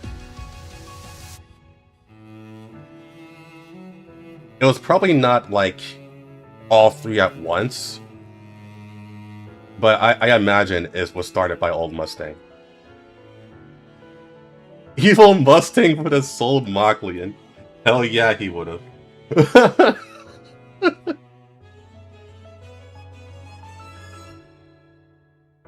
It's like, look at this hot bitch. Everyone wants her. Yeah, that's so much money. I'm gonna put her on stage, make her so popular, and then when she's at her highest, I'm gonna sell her to the Outer Rim.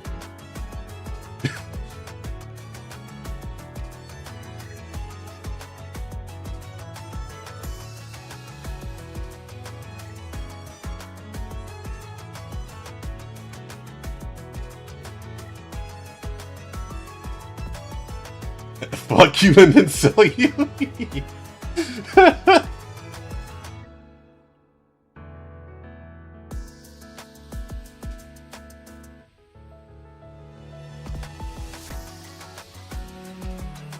Yeah, I would say William is worse.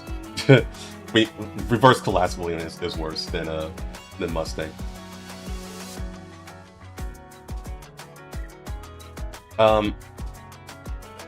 Yeah, this event is fantastic.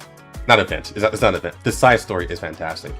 Like, even when you compare it to like actual events, because honestly, they're all stories at this point. I say the ones at the very top, the very, very top, has been Overzone. That's still one of the best. Old Tales. For me personally, I really enjoy Red Ash. But then there's Goddess Fall. Then there's Arc Guardian. But I think out of all of them, I think Old Tales comes out on top. Barely.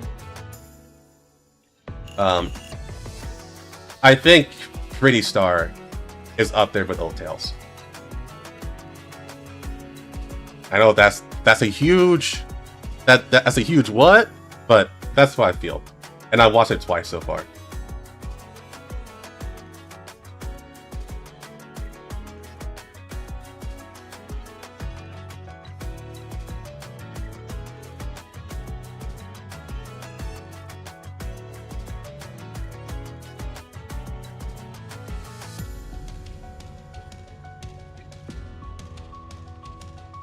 And you know what? Since we're here, I'm gonna go ahead and show off one more section before we end, because I do think one of the big reasons why the writing is so good in this game is because it's in the past. So there's a lot of stuff that they can just write. And since it's already been put in place, they don't have to like account for, you know, all the silly shit where it's like, oh, we can't have these two dating because there'll be a playable character soon, and our commander must fuck them. So Lily Weiss and Anderson can have their thing and be a real thing, and Pretty and this is Lawson, yeah. Is this Anderson or Hansen? Lily Weiss and Anderson, and then Frisia and Hansen can be a thing, and they can have their love story, and no one has the right to be pissed about it because we already know Pretty's dead. And I think that's such a... They kind of worked around all of the politics of gacha games, which is why I really, really enjoy it. The stories are just actually stories that you can enjoy. But there is one more thing I want to show, and this will be in current time. And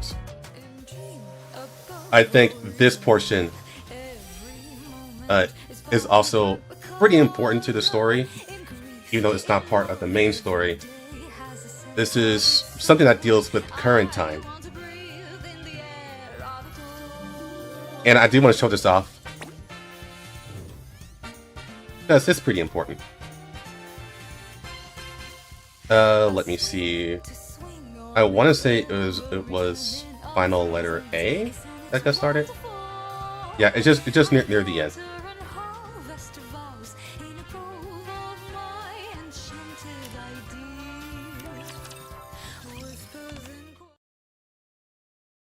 I think even in the present, they would not be afraid to write love relationships. The fan base is slowly getting used to see the commander not the only love option for the women in the game. I'm not sure about that, to be honest. I get what you're saying. I think a fair amount of people would agree with you, but I think there's a lot more people who are like, I don't want my girl to be with this guy because I want to be with her, you know? It's one of those things where it's like every NIKKE has their fan, and they want to be with that NIKKE.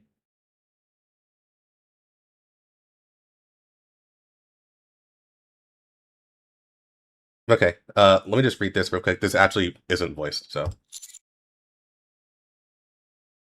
You said that was the 5th shelf, right? Yes. Then this should be it. Indeed, I believe this is correct.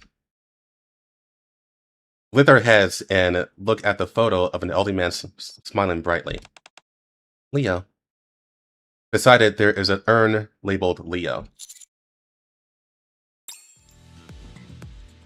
An hour earlier. Hello. Does your name have to be Leo? No, Leo's my father. Who are you? Oh, I see. Goodness me, what a wonderful son he has. It's a pleasure to meet you. I'm Snow Crane.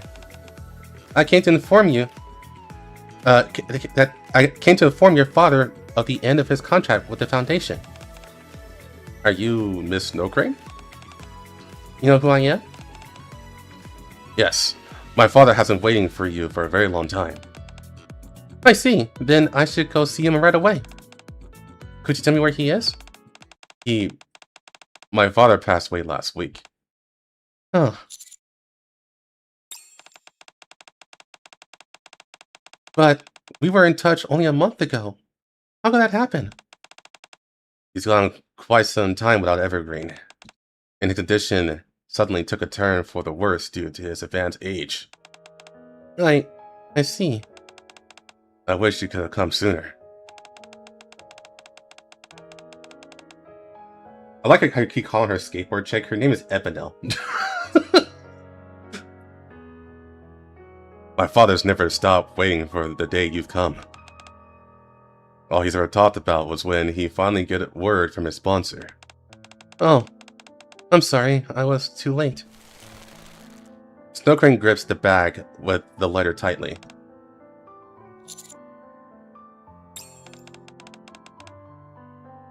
Thank you for letting me know. I'm sorry for your loss. We should get going now. Snow Crane, wait. Yes? If it's not too much trouble, could you tell us where his grave is? So, this is how we finally meet. Snow Crane creates a white flower in front of the urn. Thank you for asking about his son about this. When he told me what happened, my mind went completely blank. This isn't the first time something like this has happened, but I can never get used to it. That's understandable. You just found out you lost someone you've been in touch with for a long time. That's right. He and I corresponded for a very long time. Every year, on the same day, he made sure his letters arrived in the morning. He never missed a single one, not even this year. He was a faithful and dedicated. That's just the kind of person he was. And yet, ultimately, he passed on before we could finish things up. I should have come sooner. Then Leo might have received the letter he's been waiting for all this time. Now I'll never be able to deliver it. You're not leaving the letter? I have to take it back. The recipient is no longer in a state to receive it. Why don't you just read it to him? Pardon? Let's read it here. Isn't that how the contract is supposed to end? That's true, but... I may no longer be here. But that doesn't change the fact that he was faithful to his agreement this whole time. So read it to him and let him finish out this contract. But you won't be able to hear it. Still, at least we won't have to leave the agreement unfinished, right? Leaving the agreement unfinished. Snow Crane looks at the photo of Leo smiling brightly. You're right. It's important to have closure. Thank you for the advice, friend. You got this. Snow Crane studies her braiding and looks at the letter that was meant to be delivered to Leo. Leo, though we are conducting this meeting in a way I had not anticipated, you have faithfully performed your contractual obligations for the duration of the agreement. Therefore, as witness to this contract, I, Snow Crane, hereby officially declare that you, Leo, have fulfilled your contract with the Foundation to the fullest extent. I will now read this letter out loud on the signatory's behalf and bring this contract to its close. Snow Crane gingerly unfolds the letter. To my beloved to my beloved child, Leo. After writing you once when you first joined the Foundation, and again when you came of age and left the care facility, I'm now writing you a third time. Have you been well?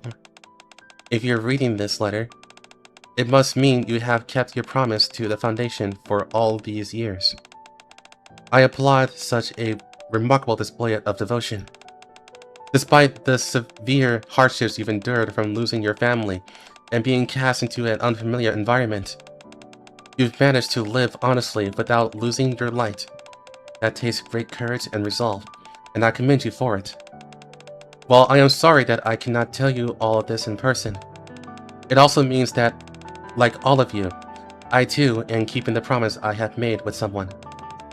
Please understand that. I hope you'll forgive me. I wish I could see for myself how all your faces had changed as you've grown up. I bet you've become a fine adult. In fact, I'm sure you have. Though the contract will end, and the Foundation will no longer walk through life beside you, I truly believe you'll have already found new, dear family members. So, Leo, I do not know how much of life still lies before you, but you've proved your devotion in your life up until now. And for that, I hope that your life will continue to shine until the very end. Even from afar, I will always be cheering for you. Your eternal supporter in life. Snow Crane folds the letter and places it in front of the smiling photo of Leo. With this, I can report that all the Foundation's contracts have come to an end. Leo, thank you for all of the letters you sent over the years. Through them, I was able to see the Ark even from deep underground. Tears began to fall from Snow Crane's eyes. I wish I could have met you and told you this in person. Thank you so much for your dedication. Snow Crane bows her head towards the resting Leo. Shut up, Zereska. Standing beside her, I bow my head as well, silently honoring the man who faithfully carried out his contract.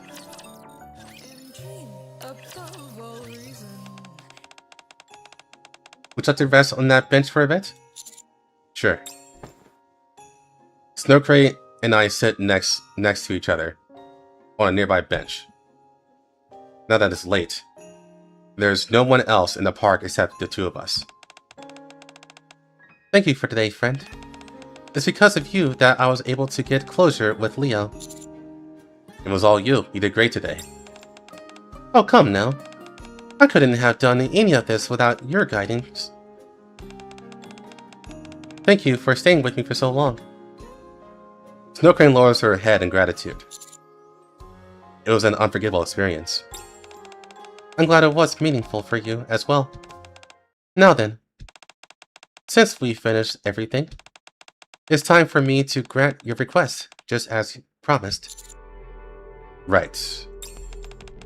Go ahead and ask for anything. I'll do whatever I can for you. There are a few questions I want to ask you. Will you answer them honestly? You want me to answer some questions? That's really all you want? Yeah, these questions are really important to me. I wonder what could be so important. Please. Well, judging by your demeanor, they don't seem to be just any questions. Very well, I'll answer whatever you ask me. Thanks. However, if it's something I am contractually obligated to keep secret, I won't be able to answer. I hope you understand. Of course. If that's the case, just tell me it's confidential and we'll leave it at that. Very well. And if it's not confidential, I promise I'll answer honestly. Thanks. Okay, here we go. Before we start, could you lower your head for a moment? My head? Yes, just for a little while.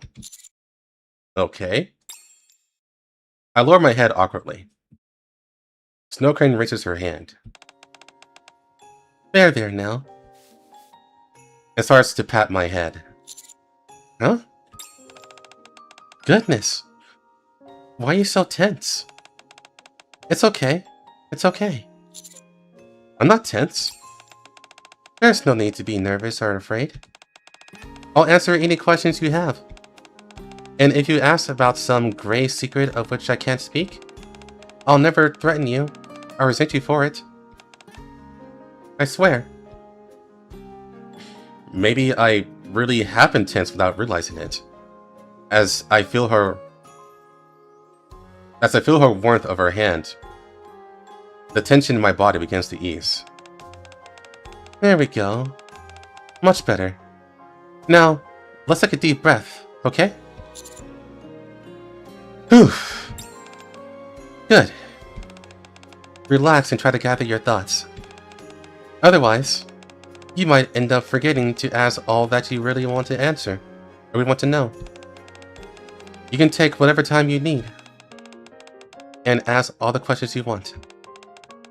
I want you to feel comfortable in asking anything. As the tension fades, my mind starts to settle. Thank you. I feel a lot better. Really? I'm glad. Snow Crane lowers her hand. Now then, let's begin our little questions and answer time. I'm not nervous anymore. You don't have to do all that. Oh, this is to relieve your nerves. This is just to set the mood. Now, what's your first question? When we first met in the park, you said you were surprised that I had grown up into a lovely young man. I did say that, yes. Does that mean you know about my past? Ah, I can see how that would be an important question for you. Yeah. I know nothing about my past, so when I heard you say that, I thought I finally met someone who knows something. Goodness, I apologize. You've been waiting all day to ask that, haven't you? Well, you're right. I do know something about your past, friend. Though, to be exact, I only know your name. How? It was part of the information I received related to a contract. There was a record relating to your birth. Was it about how I was created as a special project? Huh? Do you remember that? No, I barely have any memories left of back then. There was just one short memory that popped into my mind a little while back. I see. You're correct. You were a child born as part of a project. It's called Project AD, right? Yes! How'd you know that? In that case, can you tell me about Project AD? You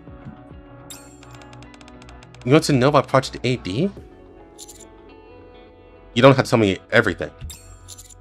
I'd be happy even with just a hint at what kind of experiment it was or what they were trying to research.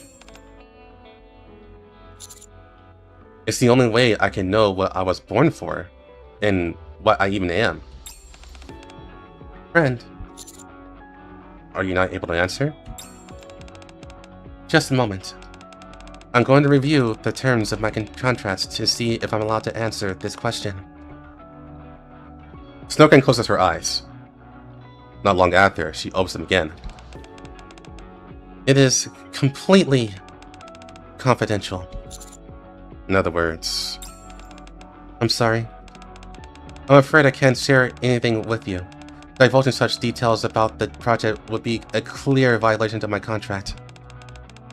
Only a select few within the Ark even knows the project, meaning it's as confidential as it can be. I see. Instead, while it may not fully answer your question, I can at least explain why the project was created. Huh? Would that be alright? I'll take any information I can get. Please tell me. Very well. This is a story about a very old contract.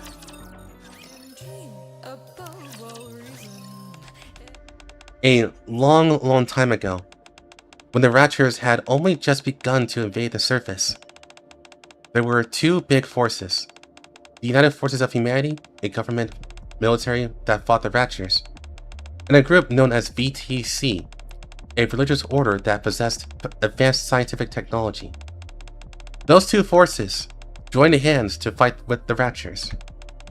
But around the time they finally accepted defeat and decided to retreat to the Ark, the United Forces of Humanity made a major decision. In order to secure the technology they lacked so that they can better govern the Ark, they chose to merge with VTC and take on a new name, the Central Government. Ah, so that's when they started calling it that. That's right. Many people believe their merger was the end result of a power struggle between the two. But I think they simply decided that neither side could defeat the Ratchers on their own. When that agreement was reached, the two sides each presented their conditions for the merger. What's the conditions? BTC wanted to continue the research they had conducted on the surface, so they entered into an agreement with Missilis Industry, forming the Independent Research Institute known as MMR. Meanwhile, the United Forces of Humanity wanted to develop technology that would help humankind, so they requested that VTC share its miraculous scientific advances. Technology that would help humankind? Yes. There were many more conditions besides those, but those are the two biggest ones I'm able to mention at the moment. Also, when representatives from each party gathered, the following statement was added to the agreement. This agreement has been made under the supervision of Veiled Order, a squad that exists to serve as witness to contracts. Should either of the two parties violate any of the aforementioned terms, they may be suppressed by force. Wait. Were you there when this agreement was made? Yes. I was there both to witness the agreement and to observe that the contract was upheld. That was one of the many reasons I remained underground until now. I see. In regards to one of those technologies that would help humankind, you may have heard me refer to someone as you-know-who earlier. They offered themselves up as a test subject, in exchange for getting MMR to begin a particular research project. Project AD, the very same one you're interested in. Who is this person? Someone who dreamed of making the world a better place. They wanted the Ark to serve as a standing point for that, so they embarked on many different endeavors. Project AD was one of those. Also, I just thought of one more thing connected to Project AD. You heard it mentioned many times today. I have? Yes, the miracle drug that extends the human lifespan. Evergreen. Oh. This person was able to get it mass-produced as a direct result of their involvement in this project. So, Evergreen is related to Project AD. They were a really great person. Not only did they kickstart Project AD, but even the contract that you helped me wrap up today was one of the many good things they did for the Ark. By which you mean, they established the foundation you've been talking about? Yes. In order to care for children who had lost their parents before entering the Ark, this person used their own wealth and built this foundation. However, they wanted to prevent the children from taking things for granted and becoming wasteful. And they were concerned the money would fall into the wrong hands, which would prevent the children from getting the support they needed. To this end, the Foundation made a contract with me. and had the children send me letters every year recording the changes in the Ark, enabling you to step in if you saw that the funds were misused. Precisely. This person you're talking about sounds like a really good person. They were. They devoted everything they had to making the world better, to making it good. Others may think differently, but that's what I believe. So, to describe Project AD, I would say it was one of several foundation stones this person laid to build a good world. I hope you can think of it in the same way for now. Or the foundation of a good world, huh? Someday, I'm sure you'll learn the whole truth about this project. Right, someday. Yes, I'm sure of it. Can I ask you one last thing? You can ask me more than one thing.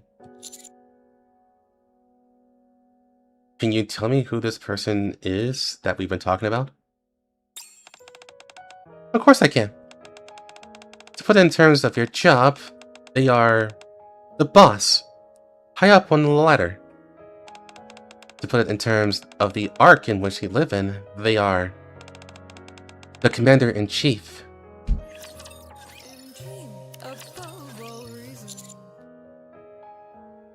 The Commander-in-Chief?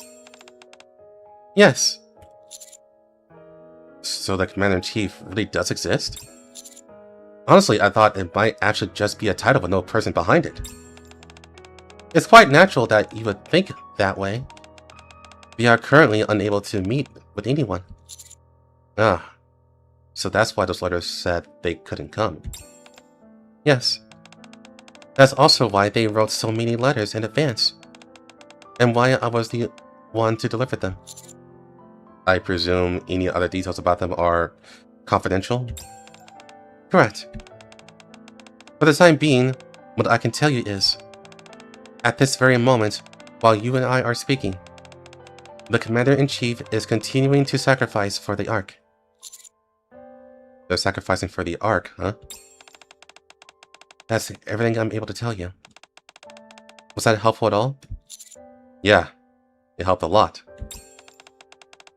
Is there anything else you'd like to ask? Not now. I think I'm good. I'm glad to hear that. They weren't easy questions, so I appreciate you answering them the best you could. Well then. Do you mind if I ask you one last thing as well, friend? You have a question for me? Yes. There's something that I'm curious about as well. I'd like you to answer it honestly. What is it? In your opinion, do you think the Ark is becoming a better place? That wasn't what I was expecting you to ask. Oh, really? After spending the whole day walking around the Ark, and hearing Sarah and Oliver answers with all of their stories of the past, I found myself wanting to know what you think. And this is the portion where you have to answer one or the other. There's no middle ground. So, I've already seen one. I want to know what you guys want to pick.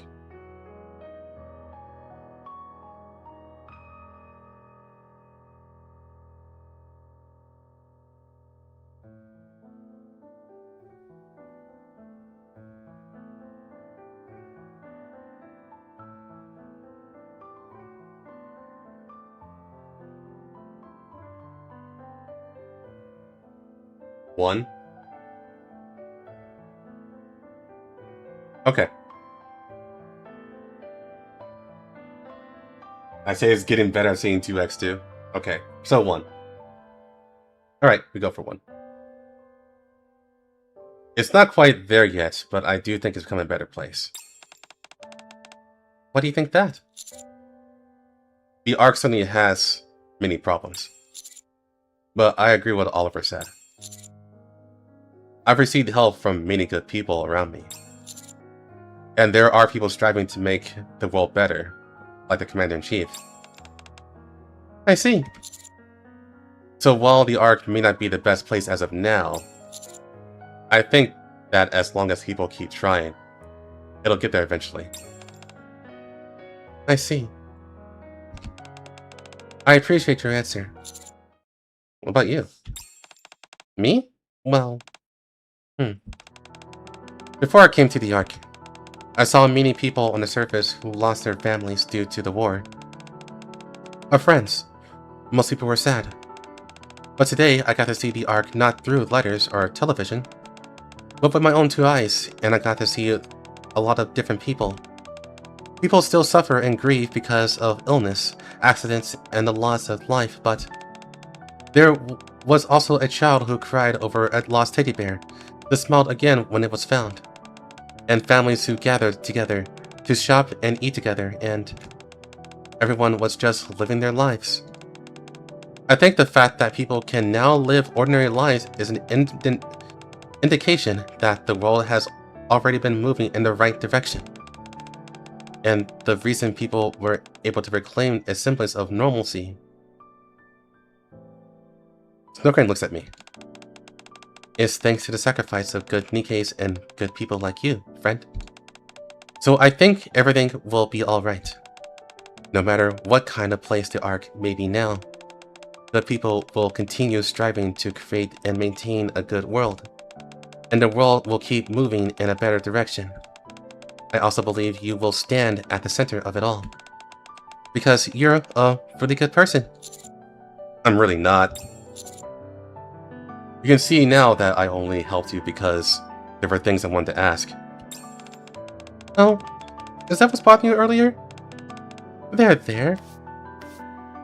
Snowcrane passed my back. Tell me, when you first took me to the train station, or when you comfort a child who lost her teddy bear, was that all because you wanted to ask about your past? Well, also, who says a good person can't have their own motives? Having your own desires and hopes doesn't make you a bad person. What matters is what you choose to do with those feelings, how you act. I told you before, nothing in this world is only natural. In the end, it all comes down to the choices we make. So I think you are a good person, friend.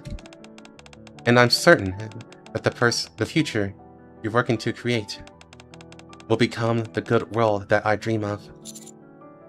Talk about pressure. Oh, I didn't mean to make you feel stressed. Not every choice I will make is necessarily a good thing for a better world. I'm only trying to protect what matters to me. Then what about this? I'll watch over you. Are you proposing we enter a contract? No. We don't need to enter into any contracts or make any promises. I just want to observe. To see the world you create. That'll give me my answer, I think. About the direction the world you build will take. And whether it will be the good world that I dream of? Does that mean you won't be staying underground anymore? Oh. You won't be able to observe from down there. I suppose that's true. Alright then. Watch over me. But only after you experience the Ark for yourself, not through letters or a TV screen. Once you've done that, let's talk again. We can discuss whether the world is becoming a better place. Are you worried that I've been underground for too long? See, you really are a good person, friend. You're going to have to be such a nice boy. Snowcrane strokes my cheek. I think I'm starting to get used to being treated like a child. Alright, it's settled.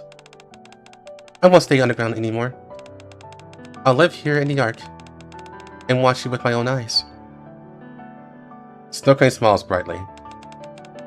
Let's talk again someday, alright? Good world. The end. So yeah, I just wanted to show that, just to show that the writing has gotten really strong across the board. even the events are really fucking good now.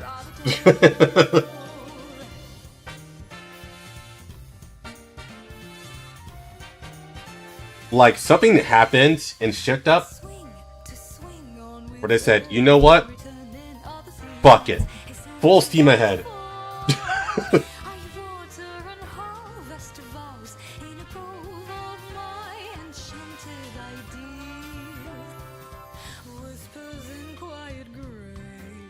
Yeah, we're learning more about the commander. We're getting a lot more context with the arc itself. He says he steps on a landmine and dies. Hopefully not. Hopefully just doesn't go the way of Kay. But yeah, Commander, the arc, got basically the full story of counters now. Goddess Squad, the current events, it's so strong. The main story has me locked in. I kind of thinking now that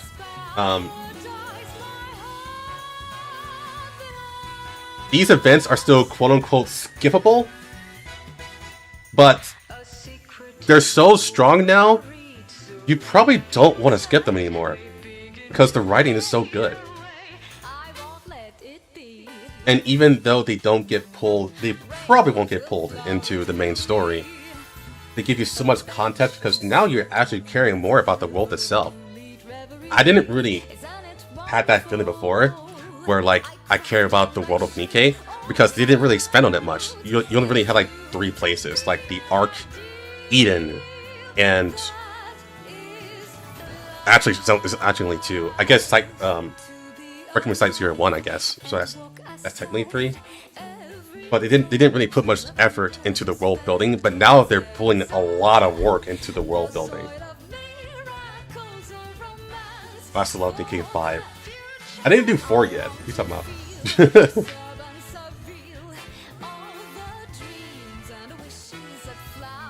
But yeah, extremely good story. To go back to Pretty Star, the side story, that's fantastic. Looking forward to see part 2 of that story, because we need to know what happened with old Mustang and Hanson. And we still need to get Prika and Mint involved. Also Abby Star as well. So there's still a lot more going on with that. Yeah, it's just so much to look forward to now. Also, I just want to say, what they did with Oswald, I like it a lot. It's not the direction I would have taken it, but it makes all the sense. It's really good.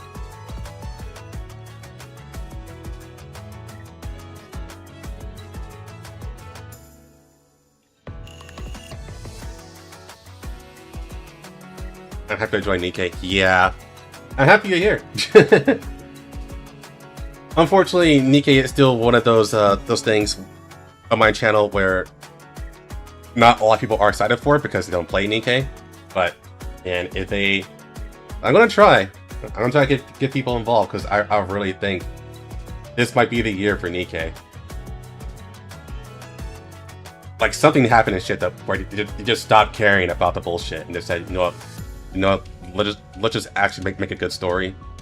No more compromises, you know.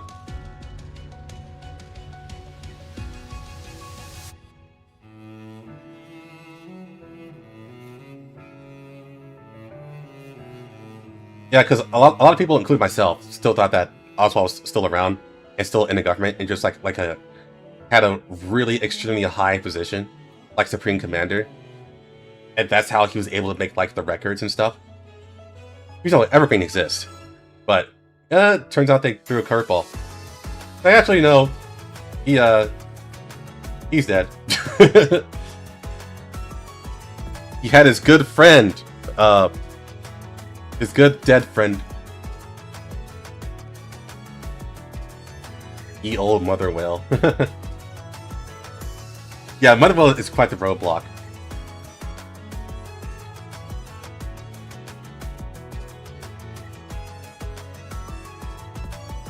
But yeah, it's 7 o'clock, and it's still a work night for me, so I don't want to stay up too much longer. I actually should have been off a while ago, but I was really excited, and I just wanted to show you guys that last portion.